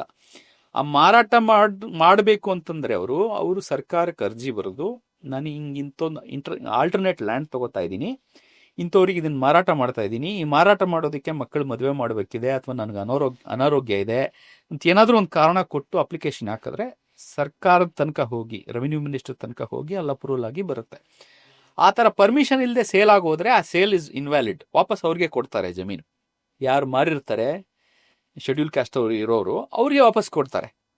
ಈ ಥರ ಸಾಕಷ್ಟು ಕಾಯ್ದೆಗಳಿದೆ. ಈ ವಿಲೇಜ್ ಆಫೀಸ್ ಅಬಾಲಿಷನ್ ಆಕ್ಟ್ ಅಂತ ಇದೆ, ಹೆರಿಡಿಟ್ರಿ ಆಫೀಸ್ ಅಬಾಲಿಷನ್ ಆಕ್ಟ್ ಅಂತ. ಹೆರಿಡಿಟ್ರಿ ಆಫೀಸ್ ಅಂದರೆ ತೋಟಿ, ತಳವಾರ, ನೀರ್ಗಂಟಿ, ಪೂಜಾರಿ ಈ ಥರ ಎಲ್ಲ ಮಾಡ್ಕೊಂಡಿದ್ರು. ಅವ್ರಿಗೆಲ್ಲ ಒಂದು ಸ್ವಲ್ಪ ಇನಾಮ್ ಕೊಟ್ಟಿದ್ರು, ಒಂದು ಸ್ವಲ್ಪ ಜಾಗ ಕೊಟ್ಟಿದ್ರು, ಇದು ಮಾಡ್ಕೊಪ್ಪ ನೀನು ಅಂತ. ಆ ಆಫೀಸಸ್ನ ಅಬಾಲಿಷ್ ಮಾಡಿ ನಮ್ಮ ಕರ್ನಾಟಕ ಸರ್ಕಾರದ ಆಫೀಸಸ್ ಬಂತು. ವಿಲೇಜ್ ಅಕೌಂಟೆಂಟು, ರೆವಿನ್ಯೂ ಇನ್ಸ್ಪೆಕ್ಟ್ರು ಅವ್ರು ಬಂದಾಗ ಏನಾಯ್ತು, ಹಳೆ ಆಫೀಸ್ ಸಿಸ್ಟಮ್ ಇದನ್ನು ಅಬಾಲಿಷ್ ಮಾಡೋರಲ್ಲ, ಹೆರಿಡಿಟ್ರಿ ಆಫೀಸ್ ಅಬಾಲಿಷನ್ ಆಕ್ಟ್ ಅಂತ. ಅದರಲ್ಲಿ ಯಾರ್ಯಾರಿಗೆ ಜಮೀನು ಕೊಟ್ಟಿದ್ರು ಅವ್ರಿಗೆ ರೀಗ್ರಾಂಟ್ ಮಾಡಿದ್ದಾರೆ. ಅದ್ರಲ್ಲಿ ನೋಡಬೇಕು ಈ ಥರದ್ದು ಮೂಲ ಅಲ್ಲಿಂದ ಹಿಡಿದು ಮುಂದಕ್ಕೆ. ಅದಾದ್ಮೇಲೆ ಅವರು ಲೀಸ್ ಪೀರಿಯಡ್ ಮುಗಿದ್ಮೇಲೆ ಮಾರಿದಾರಾ, ಅಥವಾ ಇಟ್ಕೊಂಡು ಮಾರಿದಾರಾ, ಪರ್ಮಿಷನ್ ತೊಗೊಂಡು ಮಾರಿದಾರಾ ಇಲ್ವಾ, ಅಥವಾ ಮಾರಿದ್ರೆ ಯಾರಿಂದ ಯಾರಿಗೆ ಬಂತು, ಇದನ್ನೆಲ್ಲ ಅಟ್ಲೀಸ್ಟ್ ಒಂದು 30 years ಟೈಟಲ್ನ ಟ್ರ್ಯಾಕ್ ಮಾಡಬೇಕಾಗತ್ತೆ. ಟ್ರ್ಯಾಕ್ ಮಾಡಿ ಅದಾದಮೇಲೆ ಏನು ಜಮೀನು ಇವತ್ತು ಅದರ ಸ್ಟ್ಯಾಟಸ್ ಕನ್ವರ್ಷನ್ ಆಗಿದೆಯಾ, ಪ್ಲಾನ್ ಅಪ್ರೂವಲ್ ಆಗಿದೆಯಾ, ಪ್ಲಾನ್ ಅಪ್ರೂವಲ್ ಆದಮೇಲೆ ಅಲ್ಲಿ ಲೋಕಲ್ ಅಥಾರಿಟಿಯಲ್ಲಿ ಖಾತಾ ಆಗಿದೆಯಾ, ಪ್ಲಾನ್ ಅಪ್ರೂವಲ್ ಆಗಬೇಕಾದ್ರೆ ಏನು ಮಾಡ್ತಾರೆ, ಒಂದಿಷ್ಟು ಪಾರ್ಕ್ ಅಂತ ರಿಸರ್ವ್ ಮಾಡ್ತಾರೆ, ರೋಡ್ ಅಂತ ರಿಸರ್ವ್ ಮಾಡ್ತಾರೆ. ಪಾರ್ಕ್ ರೋಡ್ಗಳು ಏನು ರಿಸರ್ವ್ ಆಗುತ್ತೆ ಅದನ್ನ ಅಷ್ಟಷ್ಟೇ ಇದೆಯಾ, ಅದೇನಾದ್ರು ಡಿವೇಟ್ ಮಾಡಿದಾರಾ, ಅದು ರಿಲಿಂಗ್ವಿಶ್ಮೆಂಟ್ ಡೀಡ್ ಅಂತ ಮಾಡ್ಕೊಡ್ಬೇಕು ಲೋಕಲ್ ಅಥಾರಿಟಿಗೆ, ಅದು ಮಾಡ್ಕೊಟ್ಟಿದಾರಾ, ಈ ಥರದನ್ನೆಲ್ಲ ನೋಡಬೇಕು. ನಂದೇ ಒಂದು ಅನುಭವ ಹೇಳ್ತೀನಿ ನಿಮಗೆ. ನಾನೊಂದು ಪ್ರಾಜೆಕ್ಟ್ ಮಾಡಬೇಕು ಅಂತ ಬಿಡದಿಗೆ ಹೋದೆ. ಬಿಡದಿಲಿ ಒಂದು 20 ಎಕರೆ ಜಾಗ ಮಾಡೋಣ ಅಂತ ಹೋದ್ವಿ. ಒಂದು ಫ್ಯಾಮಿಲಿ ಇದು, ಅವರು 2 ಎಕರೆ 4 ಗುಂಟೆ ಜಾಗ ಇತ್ತು. RTC ಬರ್ತಾಯಿತ್ತು, ಪಾಣಿ ಬರ್ತಾಯಿತ್ತು. ಅವ್ರದ್ದು ಆ್ಯಕ್ಚುಲಿ ಮೂಲ ದಸ್ತಗೀರ್ ಸಾಬ್ ಅಂತ ನಾನು ಹಳಬ್ರವರು. ಅವ್ರ ಮೂಲ ಅವ್ರಿಗೆ 4 ಎಕರೆ ಇತ್ತು. 4 ಎಕರೆ ಇದ್ದಿದ್ರಲ್ಲಿ 2 ಎಕರೆ 5 ಗುಂಟೆ ಮಾತ್ರ ಇವ್ರು ಉಳಿದಿತ್ತು. ಪಾಣಿ ತಂದು ಕೊಟ್ಟರು. ನಮ್ಮ ಬೇರೆ ಏನು ದಾಖಲೆ ಇದೆ ಕೊಡಿ ಅಂದರೆ, ನಮ್ಮ ಹತ್ರ ಏನೂ ಇಲ್ಲ, ನಮ್ಮ ತಾತನೇ ಅವಾಗ ಸ್ವಲ್ಪ ಮಾರಿ ನಮ್ಮ ಹತ್ರ ಇಷ್ಟು ಉಳಿದಿದೆ. ಆಯಿತು ಅಂತ ರಾಮನಗರಕ್ಕೆ ಹೋದೆ. ರಾಮನಗರ ಸಬ್ ರಿಜಿಸ್ಟರ್ ಆಫೀಸಲ್ಲಿ EC ಅಪ್ಲೈ ಮಾಡಿದೆ. ಮಾಡಿದ್ರೆ ನಾನು 1951 ನಾನು ಅಪ್ಲೈ ಮಾಡಿದೆ. 51 ಅಪ್ಲೈ ಮಾಡಿದ್ರೆ 1966-67 ಒಂದು 3 ಸೇಲ್ ಡೀಡ್ ಆಗಿತ್ತು. ಅದೆಲ್ಲ ಗಜಗಳ ಲೆಕ್ಕ ಮಾರಿದ್ರು. ಗಜ ಅಂದ್ರೆ ಸ್ಕ್ವೇರ್ ಯಾರ್ಡ್ಸ್. 3 ಅಡಿಗೆ 3 ಅಡಿ ಒಂದು ಗಜ. 9 square feet is 1 square yard. ಇಷ್ಟು ಗಜ ಅಂತ ಇವರಿಗೆ ಇಷ್ಟು ಯಾರಿಗೋ ABCDಗೆ ಮಾರಿದ್ರು. 3 ಸೇಲ್ ಡೀಡ್ ಸಿಕ್ತು ನನಗೆ EC ಅಪ್ಲೈ ಮಾಡಿದಾಗ. 3 ಸೇಲ್ ಡೀಡ್ನ ತಂದು ಅದರಲ್ಲಿ ಗಜಗಳನ್ನ ಗುಂಟೆಗಳಿಗೆ ಕನ್ವರ್ಷನ್ ಮಾಡಿ ನಾನು ಲೆಕ್ಕ ಹಾಕಿದ್ರೆ 4 ಎಕರೆ ಇದ್ದಿದ್ದು 2 ಎಕರೆ 5 ಗುಂಟೆ, ಅಂದರೆ 1 ಎಕರೆ 35 ಗುಂಟೆ ಈ 3 ಸೇಲ್ ಡೀಡಲ್ಲಿ ಸೇಲ್ ಆಗಿದ್ದಿದ್ದು ಕಾಣಿಸ್ತು ನನಗೆ. ಓ ಕರೆಕ್ಟ್ ಇದೆ, ಆಯಿತು, 2 ಎಕರೆ 5 ಗುಂಟೆ ಇನ್ನೇನು ಸೇಲ್ ಮಾಡಿಲ್ಲ ಇವರು ಅಂದ್ಬಿಟ್ಟು ನಾನು ರಿಜಿಸ್ಟ್ರ್ ಮಾಡ್ಕೊಂಡು ಪಾಣಿ ಮಾಡಿಸ್ಕೊಂಡು ಇಟ್ಕೊಂಡಿದ್ದೆ. ಟು ಮೈ ಸರ್ಪ್ರೈಸ್ ಒಂದೂವರೆ ವರ್ಷ ಆದಮೇಲೆ ನನ್ನ 2 ಎಕರೆ 5 ಗುಂಟೆಯಲ್ಲಿ 20 ಗುಂಟೆಗೆ ಯಾರಿಗೋ ಇನ್ನೊಬ್ಬರಿಗೆ ಖಾತೆ ಆಗಿದೆ, ನನಗೆ ಪೋಡಿ ಆಗಿದೆ, ಎಲ್ಲ ಆಗಿದೆ. ನಾನು ಶಾಕ್, ನನಗೆ ಇದೇನಿದು ಹಿಂಗಾಗೋಯ್ತಲ್ಲ, ಏನಿದೆ, ಎಲ್ಲ ನೋಡಿದ್ನಲ್ಲ, RTC ನೋಡಿದ್ದೆ, EC ನೋಡಿದ್ದೆ, ಪಾಣಿ ನೋಡಿದ್ದೆ, ಎಲ್ಲ ನೋಡಿದ್ನಲ್ಲ, ಇದೇನಿದು ಹೀಗಾಯಿತು ಅಂದ್ಬಿಟ್ಟು AC ಆಫೀಸಲ್ಲಿ ಒಂದು ಕೇಸ್ ಹಾಕಿದ್ದಾರೆ. ಅಲ್ಲಿ ಆರ್ಡರ್ ಮಾಡಿಸಿ 20 ಗುಂಟೆ ಅವ್ರ ಹೆಸರು ಖಾತೆ ಮಾಡ್ಕೊಂಡಿದ್ದಾರೆ. ಆ ಆರ್ಡರ್ ಕಾಪಿ ತಗೊಂಡು ಹೋಗಿ ನೋಡಿದ್ರೆ ಅಲ್ಲಿ ಒಂದು ಸೇಲ್ ಡೀಡ್ ಹಾಕಿದ್ರು ಅವರು. ಆ sale deed 4th sale deed. 3 sale deed ನನಗೆ ಸಿಕ್ಕಿತ್ತು ECಯಲ್ಲಿ. 4ನೇದೊಂದು ಸೇಲ್ ಡೀಡ್ ಇದೆ, 20 ಗುಂಟೆ. ಅವಾಗ 1960s ಮಾರಿದವರು ಅವರು. ಅವ್ರಿಗೂ ಗೊತ್ತಿಲ್ಲ, ಅವ್ರ ತಾತ ಮಾರಿರೋದು ಅವ್ರಿಗೂ, ಆ ಫ್ಯಾಮಿಲಿಗೆ ಗೊತ್ತಿಲ್ಲ. ಅದೇನಾಯಿತು, ಇದೇನಿದು, ನಾನು EC ಕರೆಕ್ಟಾಗಿ ಚೆಕ್ ಮಾಡಿದ್ನಲ್ಲ, 3 ಸೇಲ್ ಡೀಡ್ ಸಿಕ್ತಿದ್ದು, 4ನೇ ಸೇಲ್ ಡೀಡ್ ಎಲ್ಲಿದೆ, ಸಿಕ್ಲಿಲ್ವಲ್ಲ ನನಗೆ ಅಂತ ನಾನು ಹೋಗಿ ಮತ್ತೆ ಸಬ್ ರಿಜಿಸ್ಟ್ರ್ ಆಫೀಸಲ್ಲಿ ವಿಚಾರ ಮಾಡಿದಾಗ, ಮೊದಲೆಲ್ಲ ಪತ್ರಗಳು ಹೆಂಗಾಗ್ತಿತ್ತು ಅಂದರೆ, ಪತ್ರ ಒಂದು ಸ್ಟ್ಯಾಂಪ್ ಮೆಂಡರ್ ಬರೆದು ಸಬ್ಮಿಟ್ ಮಾಡಿದ್ರೆ 20 ದಿವಸ 1 ತಿಂಗಳು ಇಟ್ಕೊಂಡಿರ್ತಿದ್ರು ಸಬ್ ರಿಜಿಸ್ಟ್ರ್ ಆಫೀಸಲ್ಲಿ, ಅವ್ರು ಕೊಡೋಕ್ಕೆ ಮುಂಚೆ. ಇಟ್ಕೊಂಡು ಏನು ಮಾಡೋರು, ಈ ಬುಕ್ಕಲ್ಲಿ ಕಾಪಿ ಮಾಡೋರು. ವಾಲ್ಯೂಮ್ಗಳಲ್ಲಿ ಒಂದು ವಾಲ್ಯೂಮ್ ನಂಬರ್ ಇರುತ್ತೆ, ಆ ವಾಲ್ಯೂಮ್ ನಂಬರಲ್ಲಿ ಇಂಥ ವಾಲ್ಯೂಮಲ್ಲಿ ಡಾಕ್ಯುಮೆಂಟ್ ನಂಬರ್ ಬರೆದು ಕಾಪಿ ಮಾಡೋದು, ಕೈಯಲ್ಲಿ ಬರೆದು ಕಾಪಿ ಮಾಡಿ. ಇವತ್ತಿಗೂ ಅಷ್ಟೇ, ನಿಮಗೆ ಸರ್ಟಿಫೈಡ್ ಕಾಪಿ ಅಪ್ಲೈ ಮಾಡಿದ್ರೆ ಆ ಕಾಪೀಸ್ನೇ ಜೆರಾಕ್ಸ್ ಮಾಡಿ, ಆ ವಾಲ್ಯೂಮ್ನೇ ಜೆರಾಕ್ಸ್ ಮಾಡಿ ಕೊಡೋದು. ಇದೇನಾಗಿದೆ, ಇಂಡೆಕ್ಸ್ ಹರಿದೋಗಿದೆ. ಮುಂದೆ ಇಂಡೆಕ್ಸ್ ಇರುತ್ತಲ್ಲ, ನೀವು EC ಅಪ್ಲೈ ಮಾಡಿದ್ರೆ ಏನ್ ಮಾಡ್ತಾನೆ, ಇಂಡೆಕ್ಸ್ ಅಲ್ಲಿ ನೋಡ್ತಾನೆ. ಫಸ್ಟ್ ಲೈನಲ್ಲಿ ಇಂಡೆಕ್ಸ್ ಅಲ್ಲಿ ನೋಡ್ತಾನೆ, ಈ ಸರ್ವೆ ನಂಬರ್ ಏನಾದ್ರು ಟ್ರಾನ್ಸಾಕ್ಷನ್ ಆಗಿದೆಯಾ ಅಂತ ಎಲ್ಲ ಬುಕ್ಕಲ್ಲೂ ನೋಡ್ತಾನೆ. ಆ ಇಂಡೆಕ್ಸ್ ಹರಿದೋಗಿದೆ. ನನ್ನ ದುರದೃಷ್ಟಕ್ಕೆ ಆ 20 ಗುಂಟೆ ಆ ಇಂಡೆಕ್ಸ್ ಹರಿದೋಗಿ 4ನೇ ಸೇಲ್ ಡೀಡ್ ನಮಗೆ ಸಿಕ್ಲಿಲ್ಲ. 3 ಸೇಲ್ ಡೀಡ್ ಅಲ್ಲಿ ಕರೆಕ್ಟ್ ಆಗಿತ್ತು, ಇಷ್ಟೇ ಸೇಲ್ ಆಗಿದೆ, ಇಷ್ಟು ಉಳಿದಿದೆ ಅಂತ ಹೇಳಿ 2 ಎಕರೆ 5 ಗುಂಟೆ ಮಾಡ್ಕೊಂಡೆ. ಕಡೆಗದು 1.5 ಎಕರೆಗೆ ಬಂದು ನಿಂತೋಯ್ತು. 20 ಗುಂಟೆ ಹೊರಟೋಯ್ತು, 1 ಎಕರೆ 25 ಗುಂಟೆಗೆ ಬಂದು ನಿಂತೋಯ್ತು. ಆಮೇಲೆ ಯಾರೋ ಬಂದರು, ಹೆಂಗೂ ನೀವೇ ಪೊಸಿಷನಲ್ಲಿದ್ದೀರಾ, ಎಲ್ಲ ಮಾಡಿದ್ದೀರಾ, ಅವ್ರು ಖಾತೆ ಮಾಡಿಸ್ಕೊಂಬಿಟ್ಟಿರ್ಬೋದು, ನೀವು DC ಒಂದು ಅಪೀಲ್ ಹಾಕು, ನಾನು ಈ ಕೂತ್ಕೊಂಡು ಏನೋ ಒಂದು ನ್ಯಾಯ ಪಂಚಾಯಿತಿ ಮಾಡಿ ನಿಮ್ಗೆ 10 ಗುಂಟೆ ಬರ್ಸ್ಕೊಟ್ಕೊಡ್ತೀವಿ. ನಾ ಹೇಳಿದೆ, ಸರ್ ಅವ್ರು ಆಲ್ರೆಡಿ ಯಾವುದೋ ಕಾಲದಲ್ಲಿ ಸೇಲ್ ಡೀಡ್ ಆಗೋಗಿದೆ, ಇವತ್ತು ಹೋಗ್ಬಿಟ್ಟು ನಾನು DCಗೆ ಅಪೀಲ್ ಹಾಕ್ಬಿಟ್ಟು ನಾನು ಇನ್ನೇನೋ ಮಾಡಿ, ಅದು ಕಾಜಿನೇ, ಅದು ಕರೆಕ್ಟ್ ಅಲ್ಲ. ಅದು ಅವ್ರು ದುಡ್ಡು ಕೊಟ್ಟು ಆ ಕಾಲದಲ್ಲಿ ತೊಗೊಂಡಿದ್ದಾರೆ, ₹1 ಕೊಟ್ಟಿರ್ಬೋದು ಆ ಕಾಲದಲ್ಲಿ, ಅವ್ರು ಕೊಟ್ಟು ತೊಗೊಂಡಿದ್ದಾರೆ. ಬಿಡಿ, ನಂದು 20 ಗುಂಟೆ ಹೋಗ್ಲಿ ಅಂತ ಹೇಳಿ. ಅಂದರೆ ಒಂದೇನಾಯಿತು, ಲಕ್ಕಿಲಿ ಲ್ಯಾಂಡ್ ವ್ಯಾಲ್ಯೂ ಅಪ್ರಿಷಿಯೇಟ್ ಆಗಿತ್ತು, ಜಾಸ್ತಿ ಆಗಿತ್ತು. ನಾನು ಹಾಕಿದ ಬಂಡವಾಳ ವಾಪಸ್ ಅಟ್ಲೀಸ್ಟ್ ಅದಾದ್ರೂ ಬಂತು. ಇಲ್ಲದೆ ಇದ್ರೆ ಏನಾಗುತ್ತೆ, ನೀವು 20 ಗುಂಟೆ ಕಳ್ಕೊಂಡ್ರೆ ಇವತ್ತಲ್ಲ ₹6,000 ಮಾರ್ತಿದ್ದಾರೆ ಆ ಲೇಔಟಲ್ಲಿ. ನಾನು ಮಾಡಬೇಕಿದ್ದು ನಾನು ಮಾಡಲಿಲ್ಲ, ಅದನ್ನು ಮುಂದೆ ಯಾರಿಗೋ ನಮ್ಮ ಗೊತ್ತಿರೋರಿಗೆ ನೀವು ಮಾಡಿ ಅಂತ ಹೇಳಿ ಕೊಟ್ಬಿಟ್ಟೆ. ಪ್ರಾಜೆಕ್ಟ್ ಅವ್ರು ಮಾಡಿದ್ರು, ಇವತ್ತು ₹6,000 ಮಾರ್ತಿದ್ದಾರೆ. ಸೊ ಈಗ ನೀವು ಸೈಟ್ ತಗೊಬೇಕು, ಸೈಟ್ ಅಂದ್ರೆ ಮಸ್ಟ್ ಅಂಡ್ ಶುಡ್ ಖಾತೆಗಳು EC ನೋಡಬೇಕು. ನಾನು ನಿಮ್ಗೆ ಹೇಳಿದ್ದು, ಇಷ್ಟೊತ್ತು ಹೇಳಿದ್ದು EC ಎಷ್ಟು ಇಂಪಾರ್ಟೆಂಟ್ ಡಾಕ್ಯುಮೆಂಟ್ ಆಗುತ್ತೆ ಅನ್ನೋದನ್ನ ನಾನು ಹೇಳಿದ್ದು. ಲಕ್ಕಿಲಿ ಏನಾಗಿದೆ, ಈ ಒಂದು 2-3 ವರ್ಷದಿಂದ ನಮ್ಮ ಕರ್ನಾಟಕ ಸರ್ಕಾರ ಏನಿದೆ, ಕೃಷ್ಣ ಬೈರೇಗೌಡ ಏನು ರೆವಿನ್ಯೂ ಮಿನಿಸ್ಟರ್ ಆಗಿ ಬಂದಾಗಿಂದನೂ ಬಹಳಷ್ಟು ರಿಫಾರ್ಮ್ಸ್ ಮಾಡ್ತಾ ಇದ್ದಾರೆ. ಬಹಳಷ್ಟು ರಿಫಾರ್ಮ್ಸ್ ಆಗಿದೆ. ಖಾತಾದು ಒಂದು ಸ್ವಲ್ಪ ಗೊಂದಲ ಇದ್ದು 1-1.5 ವರ್ಷದಿಂದ ರಿಜಿಸ್ಟ್ರೇಷನ್ಸೇ ನಿಂತೋಗಿತ್ತು. ಈ ಖಾತಾ ತಂದಿದ್ದಾರೆ. ಈ ಖಾತಾ ಜೊತೆಗೆ ಆಧಾರ್ ಸೀಡಿಂಗ್ ಮಾಡಿದ್ದಾರೆ. ನೀವು ಒಂದು ಅಪ್ಲಿಕೇಶನ್ ಹಾಕಿದ್ರೆ ಸಬ್ ರಿಜಿಸ್ಟ್ರಿಗೆ ಆನ್ಲೈನ್ ನೀವು ಸಬ್ಮಿಟ್ ಮಾಡಿದ್ರೆ, ನನಗೆ ಇದೊಂದು ಡಾಕ್ಯುಮೆಂಟ್ ರಿಜಿಸ್ಟರ್ ಆಗಬೇಕು ಅಂತ ಆಧಾರ್ ಅಥೆಂಟಿಕೇಶನ್ ಆಗಬೇಕು.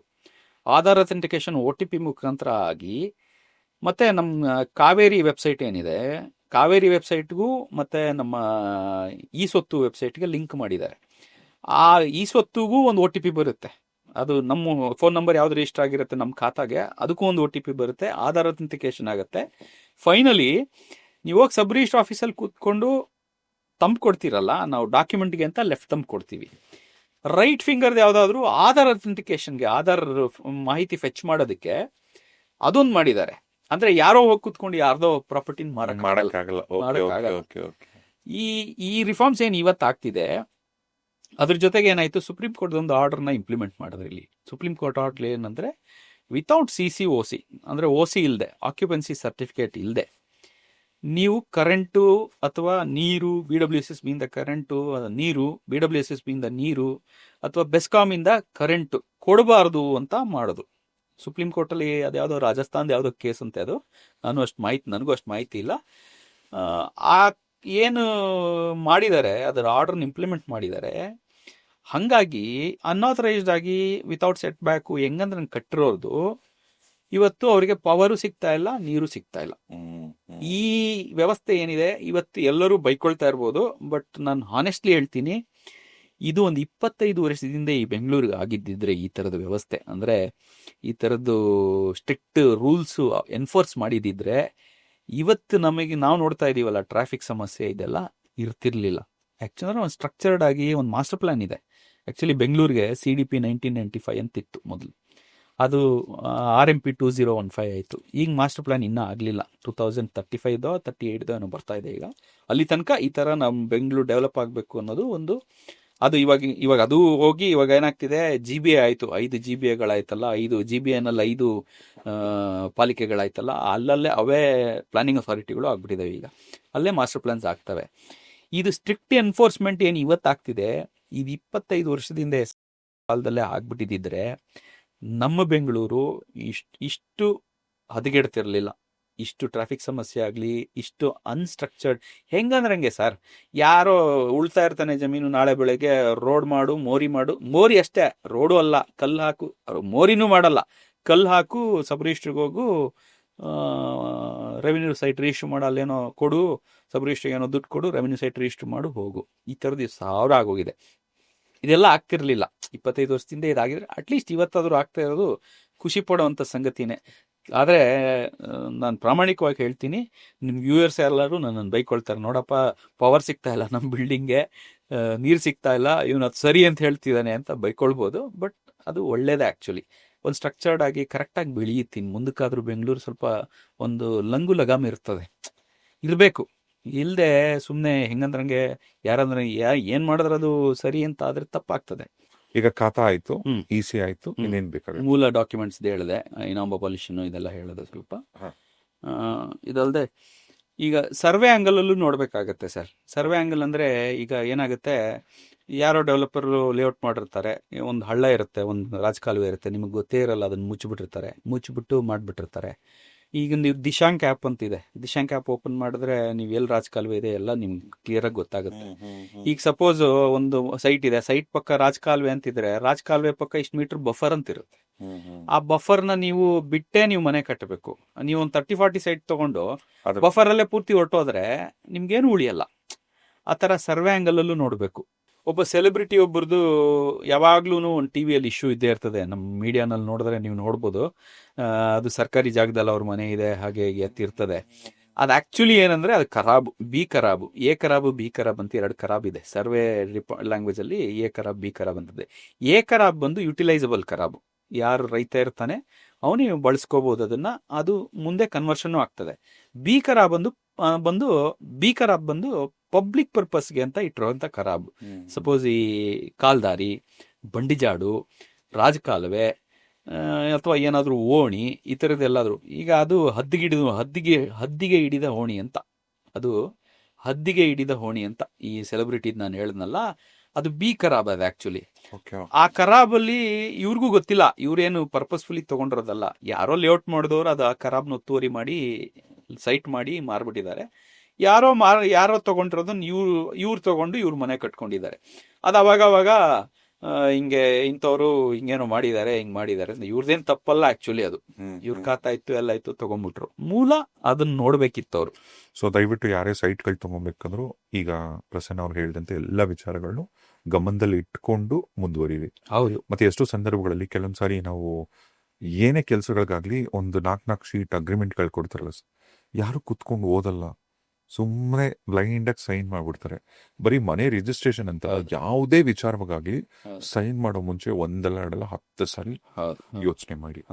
ಖಂಡಿತ ಅದೊಂದು. ಮತ್ತೆ ಇನ್ನೊಂದು ಹೇಳ್ಬೇಕು ಸರ್ ನಿಮಗೆ, ಇದು ಸೈಟು ಅಥವಾ ಮನೆ ತಗೊಳ್ಳೋ ವಿಚಾರ ಇದಾದರೆ ಅಪಾರ್ಟ್ಮೆಂಟ್ ವಿಚಾರದಲ್ಲಿ ಒಂದು ಮೋಸ ಆಗ್ತಿದೆ. ಮೋಸ ಅಂದರೆ ಯಾರ್ದು ಹೆಸರು ಹೇಳೋದು ಬೇಡ ಇಲ್ಲಿ.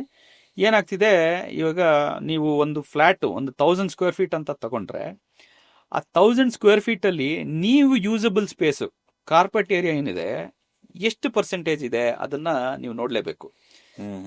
ನಿಮಗೆ 58, 56 ಅಥವಾ 62% ಇರುತ್ತಷ್ಟೇ. ಅಂದರೆ 1000 ಸ್ಕ್ವೇರ್ ಫೀಟಿಗೆ ನೀವು ದುಡ್ಡು ಕೊಡ್ತಾ ಇದ್ರೆ, ನೀವು ಯೂಸ್ ಮಾಡೋಕ್ಕಾಗೋ ಸ್ಪೇಸು 60% 62% ಇರ್ತದೆ. ಅಂದರೆ 620 ಸ್ಕ್ವೇರ್ ಫೀಟ್ ಇರ್ತದೆ.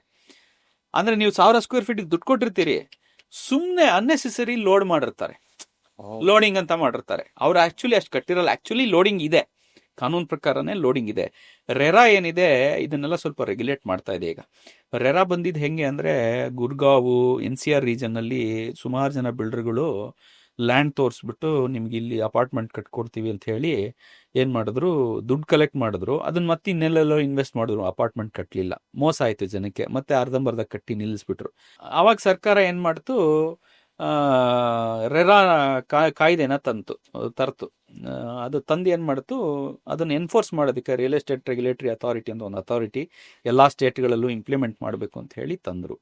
ಅಲ್ಲಿ ಒಬ್ಬ ಡೆವಲಪರ್ ಆದವನು 8 ಯೂನಿಟ್ಟು ಅಥವಾ 500 ಸ್ಕ್ವೇರ್ ಮೀಟರ್ ಲ್ಯಾಂಡು ಗಿಂತ ಜಾಸ್ತಿ ಇದ್ದರೆ, 9ನೇ ಯೂನಿಟ್ ಇದ್ದರೆ ರಿಜಿಸ್ಟ್ರೇಷನ್ ತೊಗೊಳ್ಳೇಬೇಕು, 8 ಯೂನಿಟ್ ಇದ್ರೆ ಇಲ್ಲ. ಅಥವಾ 500 ಸ್ಕ್ವೇರ್ ಮೀಟರು 500 ಸ್ಕ್ವೇರ್ ಮೀಟರ್ ಅಂದರೆ ಎಷ್ಟು ನಿಮಗೆ 5300-400 ಅಡಿ, 5300 ಅಡಿಗಿಂತ ಲ್ಯಾಂಡ್ ಏರಿಯಾ ದೊಡ್ಡದಿದ್ದರೆ ಅವ್ರು ರಿಜಿಸ್ಟ್ರೇಷನ್ ತೊಗೊಳ್ಳೇಬೇಕು. ಅವರು ಆದಷ್ಟು ಸ್ಕ್ರೂಟ್ನೈಸ್ ಮಾಡ್ತಾರೆ.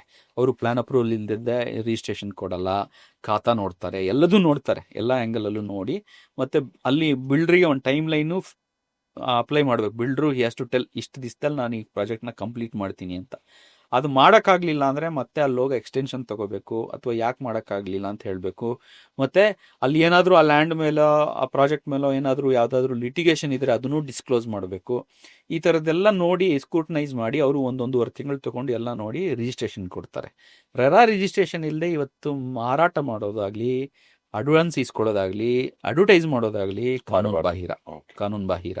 ಅದು up to 20% of the estimated project cost 20% penalty ಹಾಕೋ ಅವಕಾಶ ಇದೆ. ಅಂದರೆ ಒಂದು ಪ್ರಾಜೆಕ್ಟ್ ಕಾಸ್ಟ್ 50 ಕೋಟಿ ಆದರೆ ಆ 50 ಕೋಟಿ ಮೇಲೆ 20% ಅಂದರೆ 10 ಕೋಟಿ ಆಯಿತು. ಅಲ್ಲಿ ತನಕನೂ ಅಷ್ಟು ಪೆನಾಲ್ಟಿ ಹಾಕೋಷ್ಟು ಅವಕಾಶ ಇದೆ ರೆರಾ ಅಲ್ಲಿ. ಹಂಗಾಗಿ ರೆರಾ ಬಂದು ಒಂದು ಸ್ವಲ್ಪ ಸ್ಟ್ರೀಮ್ಲೈನ್ ಮಾಡ್ತಾ ಇದೆ ನಮ್ಮ ಇಂಡಸ್ಟ್ರಿನ. ಸಾಕಷ್ಟು ಕಸ್ಟಮರ್ ಪರನೇ ಇದೆ ರೆರಾ ಅಲ್ಲಿ. ನೋಡಿ, ಇದು ಹೇಳ್ತಾ ಇದ್ದಿದ್ದಾಗಲೇ ನಿಮ್ಗೇನಂದರೆ, ನೀವು 1000 ಸ್ಕ್ವೇರ್ ಫೀಟಿಗೆ 1000 ಸ್ಕ್ವೇರ್ ಫೀಟ್ ಕೊಂಡ್ಕೊಂಡ್ರೆ, ನೀವು 1000 ಸ್ಕ್ವೇರ್ ಫೀಟ್ ಕೊಂಡ್ಕೊಂಡ್ರೆ ಯೂಸಬಲ್ ಸ್ಪೇಸು 62% ಅಂದರೆ ನಿಮಗೆ 620 ಸ್ಕ್ವೇರ್ ಫೀಟು. ಅದು ಆ್ಯಕ್ಚುಲಿ ಮ್ಯಾಕ್ಸಿಮಮ್ ಬರಬೇಕು. ಮ್ಯಾಕ್ಸಿಮಮ್ ಇರೋಂಥ ಬಿಲ್ಡರ್ ಹತ್ರ ಹೋದರೆ ಒಳ್ಳೆಯದು ನೀವು. ಯಾಕಂದರೆ ನೋಡಿ, ಈಗ ಏನಾಗ್ತದೆ, ಒಬ್ಬ ಬಿಲ್ಡ್ರು ಒಂದು ಮನೆ ಕಟ್ಟಿದ್ರೆ ಕಾರಿಡಾರು ಮತ್ತು ನಿಮ್ಮ ಸ್ಟೇರ್ ಕೇಸು, ಕ್ಲಬ್ಬು, ಇದೆಲ್ಲ ಎಕ್ಸ್ಟ್ರಾ ಕಟ್ಟಿರ್ತಾನೆ. ಅದ್ರದ್ದು ಪರ್ಸೆಂಟೇಜ್ ಏನಿರುತ್ತೆ ಆ್ಯಕ್ಚುಲಿ ಕಡಿಮೆ ಇರುತ್ತೆ. ಒಂದು 20% ಇರುತ್ತೆ, ಅಥವಾ 25% ಇರುತ್ತೆ. ಇವ್ರು ಏನು ಮಾಡಿಬಿಡ್ತಾರೆ, ಅದನ್ನು 38% ಈ ಥರ ಲೋಡ್ ಮಾಡಿಬಿಡ್ತಾರೆ. ಒಂದು 15-18% ಎಕ್ಸ್ಟ್ರಾ ಲೋಡ್ ಮಾಡಿಬಿಡೋದು, ಈ ಥರದ್ದೆಲ್ಲ ಮಾಡ್ತಾರೆ. ಅದನ್ನು ಸ್ವಲ್ಪ ಕೇರ್ಫುಲ್ ಆಗಿರ್ಬೇಕು. ನೀವು ನೋಡಬೇಕು, ನನಗೆ ಹೌದಪ್ಪ ನಾನು ತೊಗೊಳ್ತಾ ಇದ್ದೀನಿ, 1000 ಸ್ಕ್ವೇರ್ ಫೀಟ್ ಕೊಡ್ತಾ ಇದ್ದೀನಿ, 1000 ಸ್ಕ್ವೇರ್ ಫೀಟ್ ದುಡ್ಡು ಕೊಡ್ತಾ ಇದ್ದೀನಿ, ನಾನು ಯೂಸಬಲ್ ಸ್ಪೇಸ್ ಎಷ್ಟಿದೆ, ಅಟ್ಲೀಸ್ಟ್ 70% ಇರಬೇಕು. 70ಗಿಂತ ಕಡಿಮೆ ಇತ್ತು ಅಂದರೆ ಯಾಕೆ, ಎಲ್ಲಿ ಅಂತ ನೀವು ಪ್ರಶ್ನೆ ಮಾಡಬೇಕು. ಪ್ರಶ್ನೆ ಮಾಡಿ ಕೇಳಿದ್ರೆ ಅವಾಗ ಹೇಳ್ತಾರೆ ಬಿಲ್ಡ್ರು, ನೋಡಪ್ಪ ಇದು ಇಲ್ಲಿದೆ, ಇದು ನೋಡಪ್ಪ ಕ್ಲಬ್ ಇಷ್ಟು square feet, 10,000 square feet club ಕಟ್ತಾ ಇದ್ದೀನಿ, ಸ್ಟೇರ್ ಕೇಸು, ಕಾರಿಡಾರ್ಸ್ ಇಷ್ಟಿದೆ. ಇದೆಲ್ಲ ಬ್ರೇಕಪ್ಸ್ ತಗೋಬೇಕು ನೀವು. ಸರ್, ಕೆಲವೊಂದ್ಸರಿ ಏನಾಗುತ್ತೆ ಗೊತ್ತಾ, ಈಗ ಅಪಾರ್ಟ್ಮೆಂಟ್ಸ್ ಎಲ್ಲ ತೊಗೊಂಡಾಗ ಒಬ್ಬ ಬಿಲ್ಡರ್ನ ನಂಬಿ ನೀವು ತೊಗೊಂಡಿರ್ತೀರ, ನೀವು ಮನೆಗೂ ಶಿಫ್ಟ್ ಆಗ್ಬಿಡ್ತೀರ. ಆದ್ಮೇಲೆ ಏನೋ ಪ್ರಾಬ್ಲಮ್ಗಳು ಶುರು ಆಗುತ್ತೆ, ಮೇಂಟೆನೆನ್ಸ್ ಅಂತಾನೋ ಅಥವಾ ಬೇರೆ ಏನೋ ಲಿಟಿಗೇಷನ್ ಅದು ಇದು. ಆಗ ನೀವು ಯಾವ ಬಿಲ್ಡರ್ ಹತ್ರ ತೊಗೊಂಡಿರ್ತೀರಲ್ಲ, ಆ ಬಿಲ್ಡರ್ ಇಲ್ಲಿರೋದೇ ಇಲ್ಲ. ಹೌದು, ಅದು ಸಾಕಷ್ಟು ಆ ಥರದ ಅನುಭವಗಳಾಗಿದೆ. ಈಗ ಎಲ್ಲೋ ಬೇರೆ ರಾಜ್ಯದಿಂದ ಎಲ್ಲೋ ಬರ್ತಾರೆ, ಅದು ಬೇರೆ ಸ್ಟೇಟ್ ಇಂದ ಬಂದು ಇಲ್ಲಿ ಬಿಲ್ಡ್ ಮಾಡ್ಬಿಟ್ಟು, ಹೌದು ಸ್ವಲ್ಪ ಹೆಚ್ಚು ಕಮ್ಮಿ ಆಯ್ತು ಅಂದ್ರೆ ವಾಪಸ್ ಊರಿಗೆ ಹೊಟ್ಟೋಗ್ಬಿಡ್ತಾರೆ.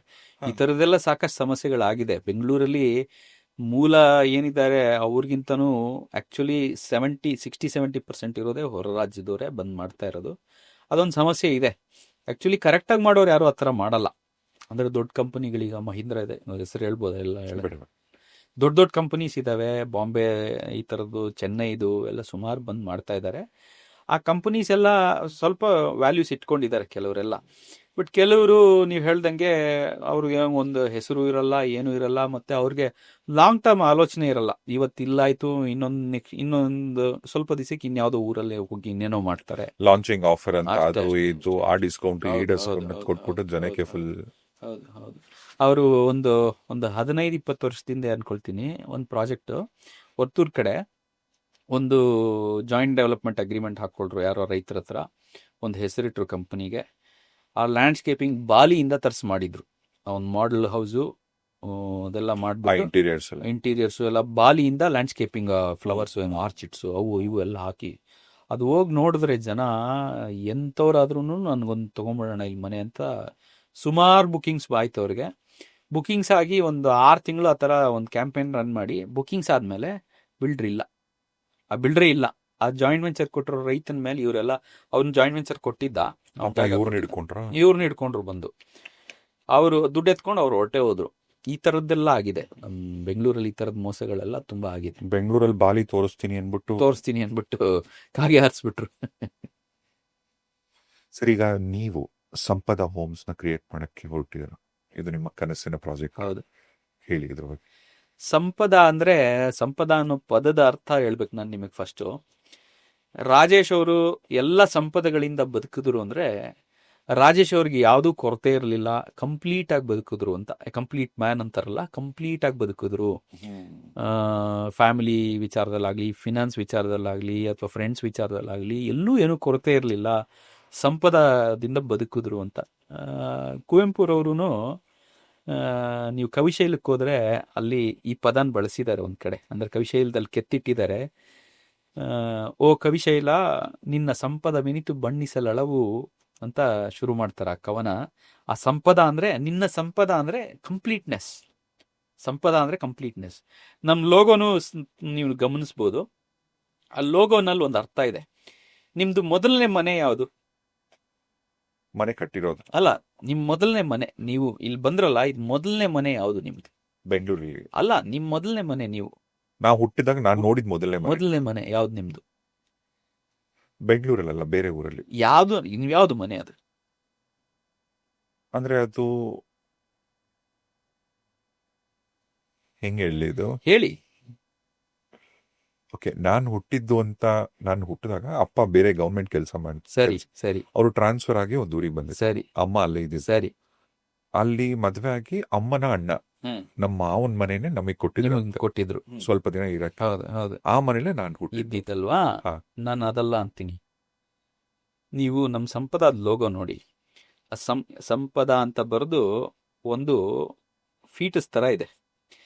ಅದು ಆಕ್ಚುಲಿ ನಮ್ಮ ಮೊದಲನೇ ಮನೆ, ನಮ್ಮ ತಾಯಿ ಗರ್ಭ. ನಾವು 9 ತಿಂಗಳು ಅಲ್ಲೇ ಫಸ್ಟ್ ವಾಸ ಮಾಡೋದು.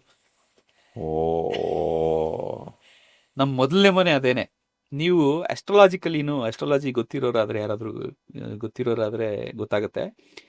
4th house is denoted for your mother, your home, your properties. Moon. Fourth house.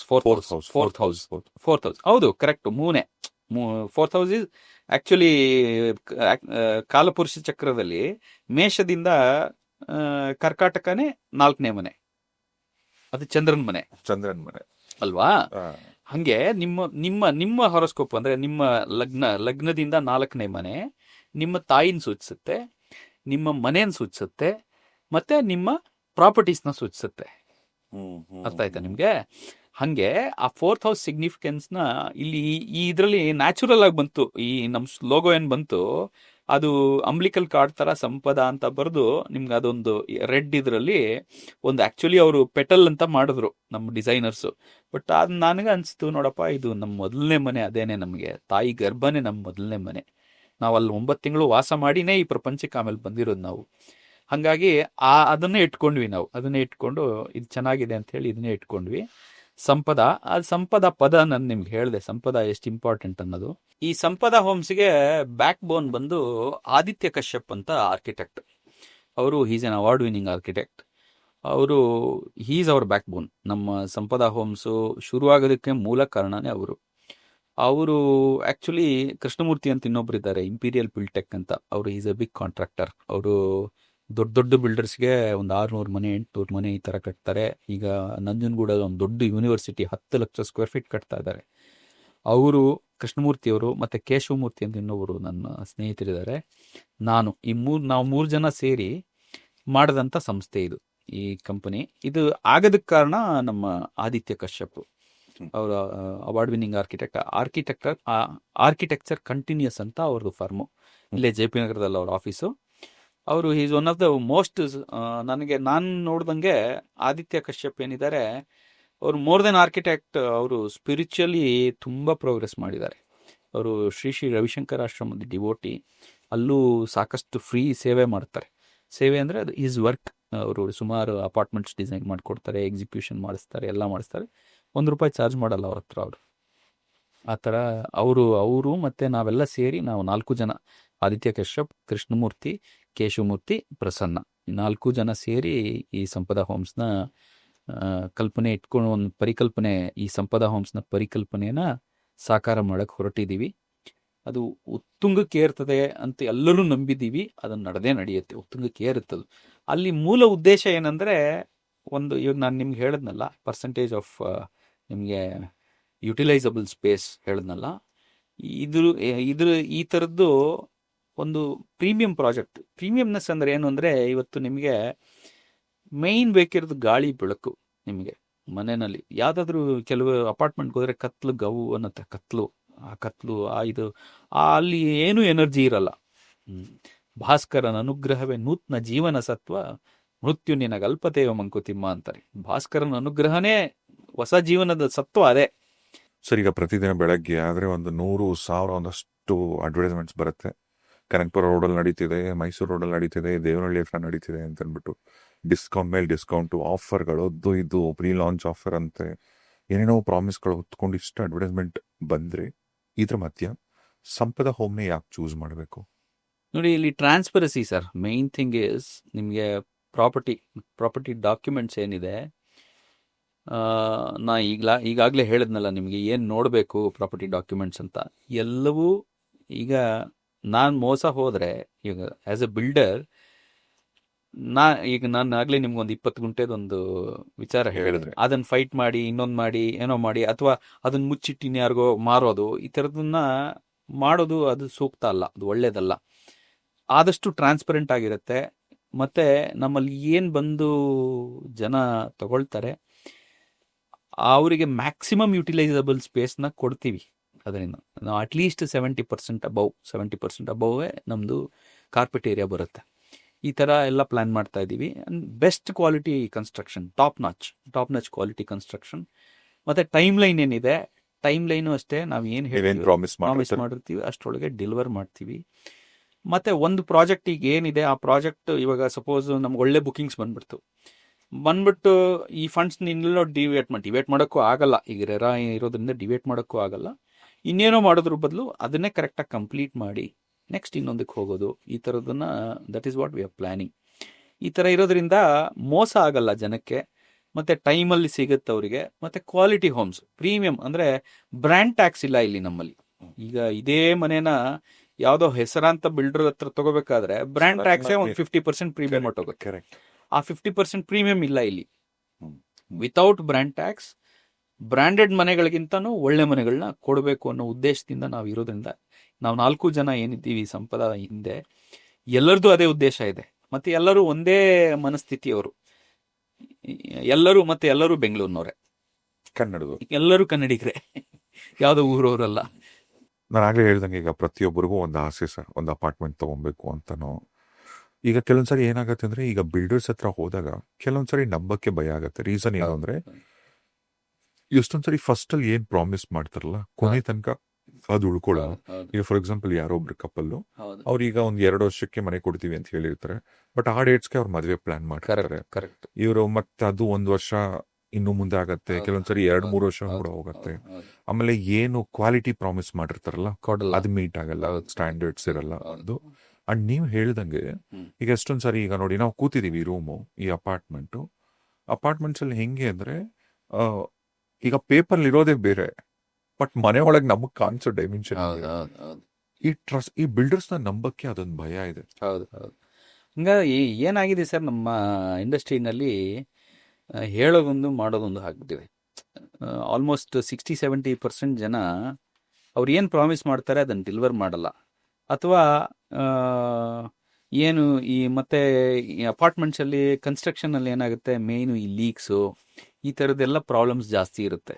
ಇದನ್ನೆಲ್ಲ ಅಡ್ರೆಸ್ ಮಾಡಬೇಕಂದ್ರೆ ಏನಿಲ್ಲ ಸರ್, ಒಂದು ಸ್ವಲ್ಪ ಇಂಟ್ರೆಸ್ಟ್ ಬೇಕಷ್ಟೇ ಬಿಲ್ಡರ್ ಆದವ್ರಿಗೆ.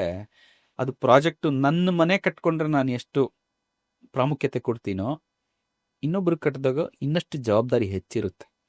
ಈಗ ಸಪೋಸ್ ಒಂದು ಪ್ರಾಜೆಕ್ಟ್ ಮಾಡ್ತೀವಿ ಅಂತ ಇಟ್ಕೊಳ್ಳಿ, 60, 70, 100, 150 ಮನೆ ಕಟ್ತೀವಿ ಅಂತ ಇಟ್ಕೊಳ್ಳಿ. ಅಲ್ಲಿ 150 ಪಟ್ಟು ಜವಾಬ್ದಾರಿ ಜಾಸ್ತಿ ಆಯ್ತು ನಮ್ದು.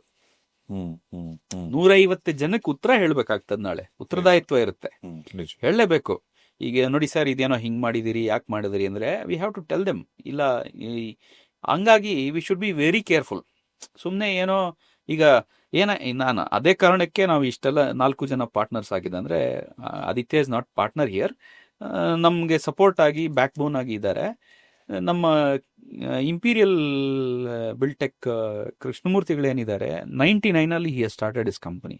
ಹಿ ಈಸ್ ಆಲ್ಮೋಸ್ಟ್ 60-61 ಇಯರ್ಸ್ ಓಲ್ಡ್.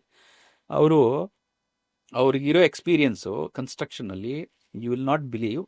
ಅವರು ಆಲ್ಮೋಸ್ಟ್ ಒಂದು ಎಲ್ಲ ದೊಡ್ಡ ಬಿಲ್ಡರ್ಸು ನೀವು ನೇಮ್ ದೆಮ್, ಎಲ್ಲರಿಗೂ ಒಂದು 500 ಮನೆ 600 ಮನೆ ಆ ಸ್ಕೇಲಲ್ಲಿ ಕಟ್ತಾರೆ ಅವರು. ಈಗ ನಾವು ಸಂಪದ ಅಲ್ಲಿ ಆ ಸ್ಕೇಲ್ನ he wants to scale down. ಅಂದರೆ ಅಷ್ಟು ಬೇಡ, ಅಷ್ಟು ದೊಡ್ಡ ವ್ಯಾಪಾರ ಕಡಿಮೆ ಮಾಡ್ಕೊಳ್ಳೋಣ ಅನ್ನೋ ಒಂದು ದೃಷ್ಟಿಯಿಂದ ನಾವು ಪಾರ್ಟ್ನರ್ ಆಗಿರೋದು. ಈಗ ಅವ್ರ ಜೊತೆ ಪಾರ್ಟ್ನರ್ ಆಗಿರೋದ್ರಿಂದ ನಮಗೇನು ಅವ್ರ 30-35 ವರ್ಷದ ಎಕ್ಸ್ಪೀರಿಯನ್ಸ್ ಏನಿದೆ, ಅಥವಾ 25-30 ವರ್ಷದ ಅವ್ರ ಇಂಡಸ್ಟ್ರಿಯಲ್ಲಿ ಏನು ಇದ್ದಾರೆ, ಆ ಎಕ್ಸ್ಪೀರಿಯನ್ಸ್ ನಿಮಗೆ ಕಾರ್ಯರೂಪಕ್ಕೆ ಖಂಡಿತ ಕಾರ್ಯರೂಪಕ್ಕೆ ಬರುತ್ತೆ. We will deliver the best ಅನ್ನೋ ನಂಬಿಕೆ ನಮ್ಮಲ್ಲಿದೆ. ಸರ್, ಈಗ ಇದೇ ಒಂದು 20 ವರ್ಷ ಆದ್ಮೇಲೆ ಈ ಸಂಪದ ಹೋಮ್ಸ್ ನಿಮ್ ಜೀವನದಲ್ಲಿ ಏನು ಹೇಳಿ ಒಂದು 20 ವರ್ಷ ಆದ್ಮೇಲೆ. ನಾ ಆಗ್ಲೇ ಹೇಳ್ದಂಗೆ, ಸಂಪದ ಅನ್ನೋದು ಪದನೇ ಕಂಪ್ಲೀಟ್ನೆಸ್ ಅಂತ. ಜೀವನ ಈಗ ನೋಡಿ ಏನಾಗ್ತದೆ, ಫುಲ್ಫಿಲ್ನೆಸ್ ಅದು ಏನಾಗ್ತದೆ, ಜೀವನ ಭಗವಂತ ಕೊಡೋದು ಒಂದು ಜೀವನ. ಆ ಜೀವನನ ಇನ್ನಷ್ಟು ಅಲಂಕಾರ ಮಾಡಿ ಅವನಿಗೆ ಸಮರ್ಪಣೆ ಮಾಡಬೇಕಾದ ಜವಾಬ್ದಾರಿ ಎಲ್ಲರ ಮೇಲೆ ಇರ್ತದೆ. ಅದು ಇನ್ನಷ್ಟು ಅಲಂಕಾರ ಮಾಡಿ 20 ವರ್ಷದಲ್ಲಿ ಅದು ಈ ಜೀವನನೇ ಸಮರ್ಪಣೆ ಆಗುತ್ತೆ. ಸಂಪದ ಹೋಮ್ಸು ಮಾರ್ಕೆಟಲ್ಲಿ ಒಂದು ಸಮರ್ಪಣಾ ಭಾವದಿಂದ ಕೊಡ್ತೀವಿ ಅನ್ನೋದು ನಮ್ಮ ಆಶಯ.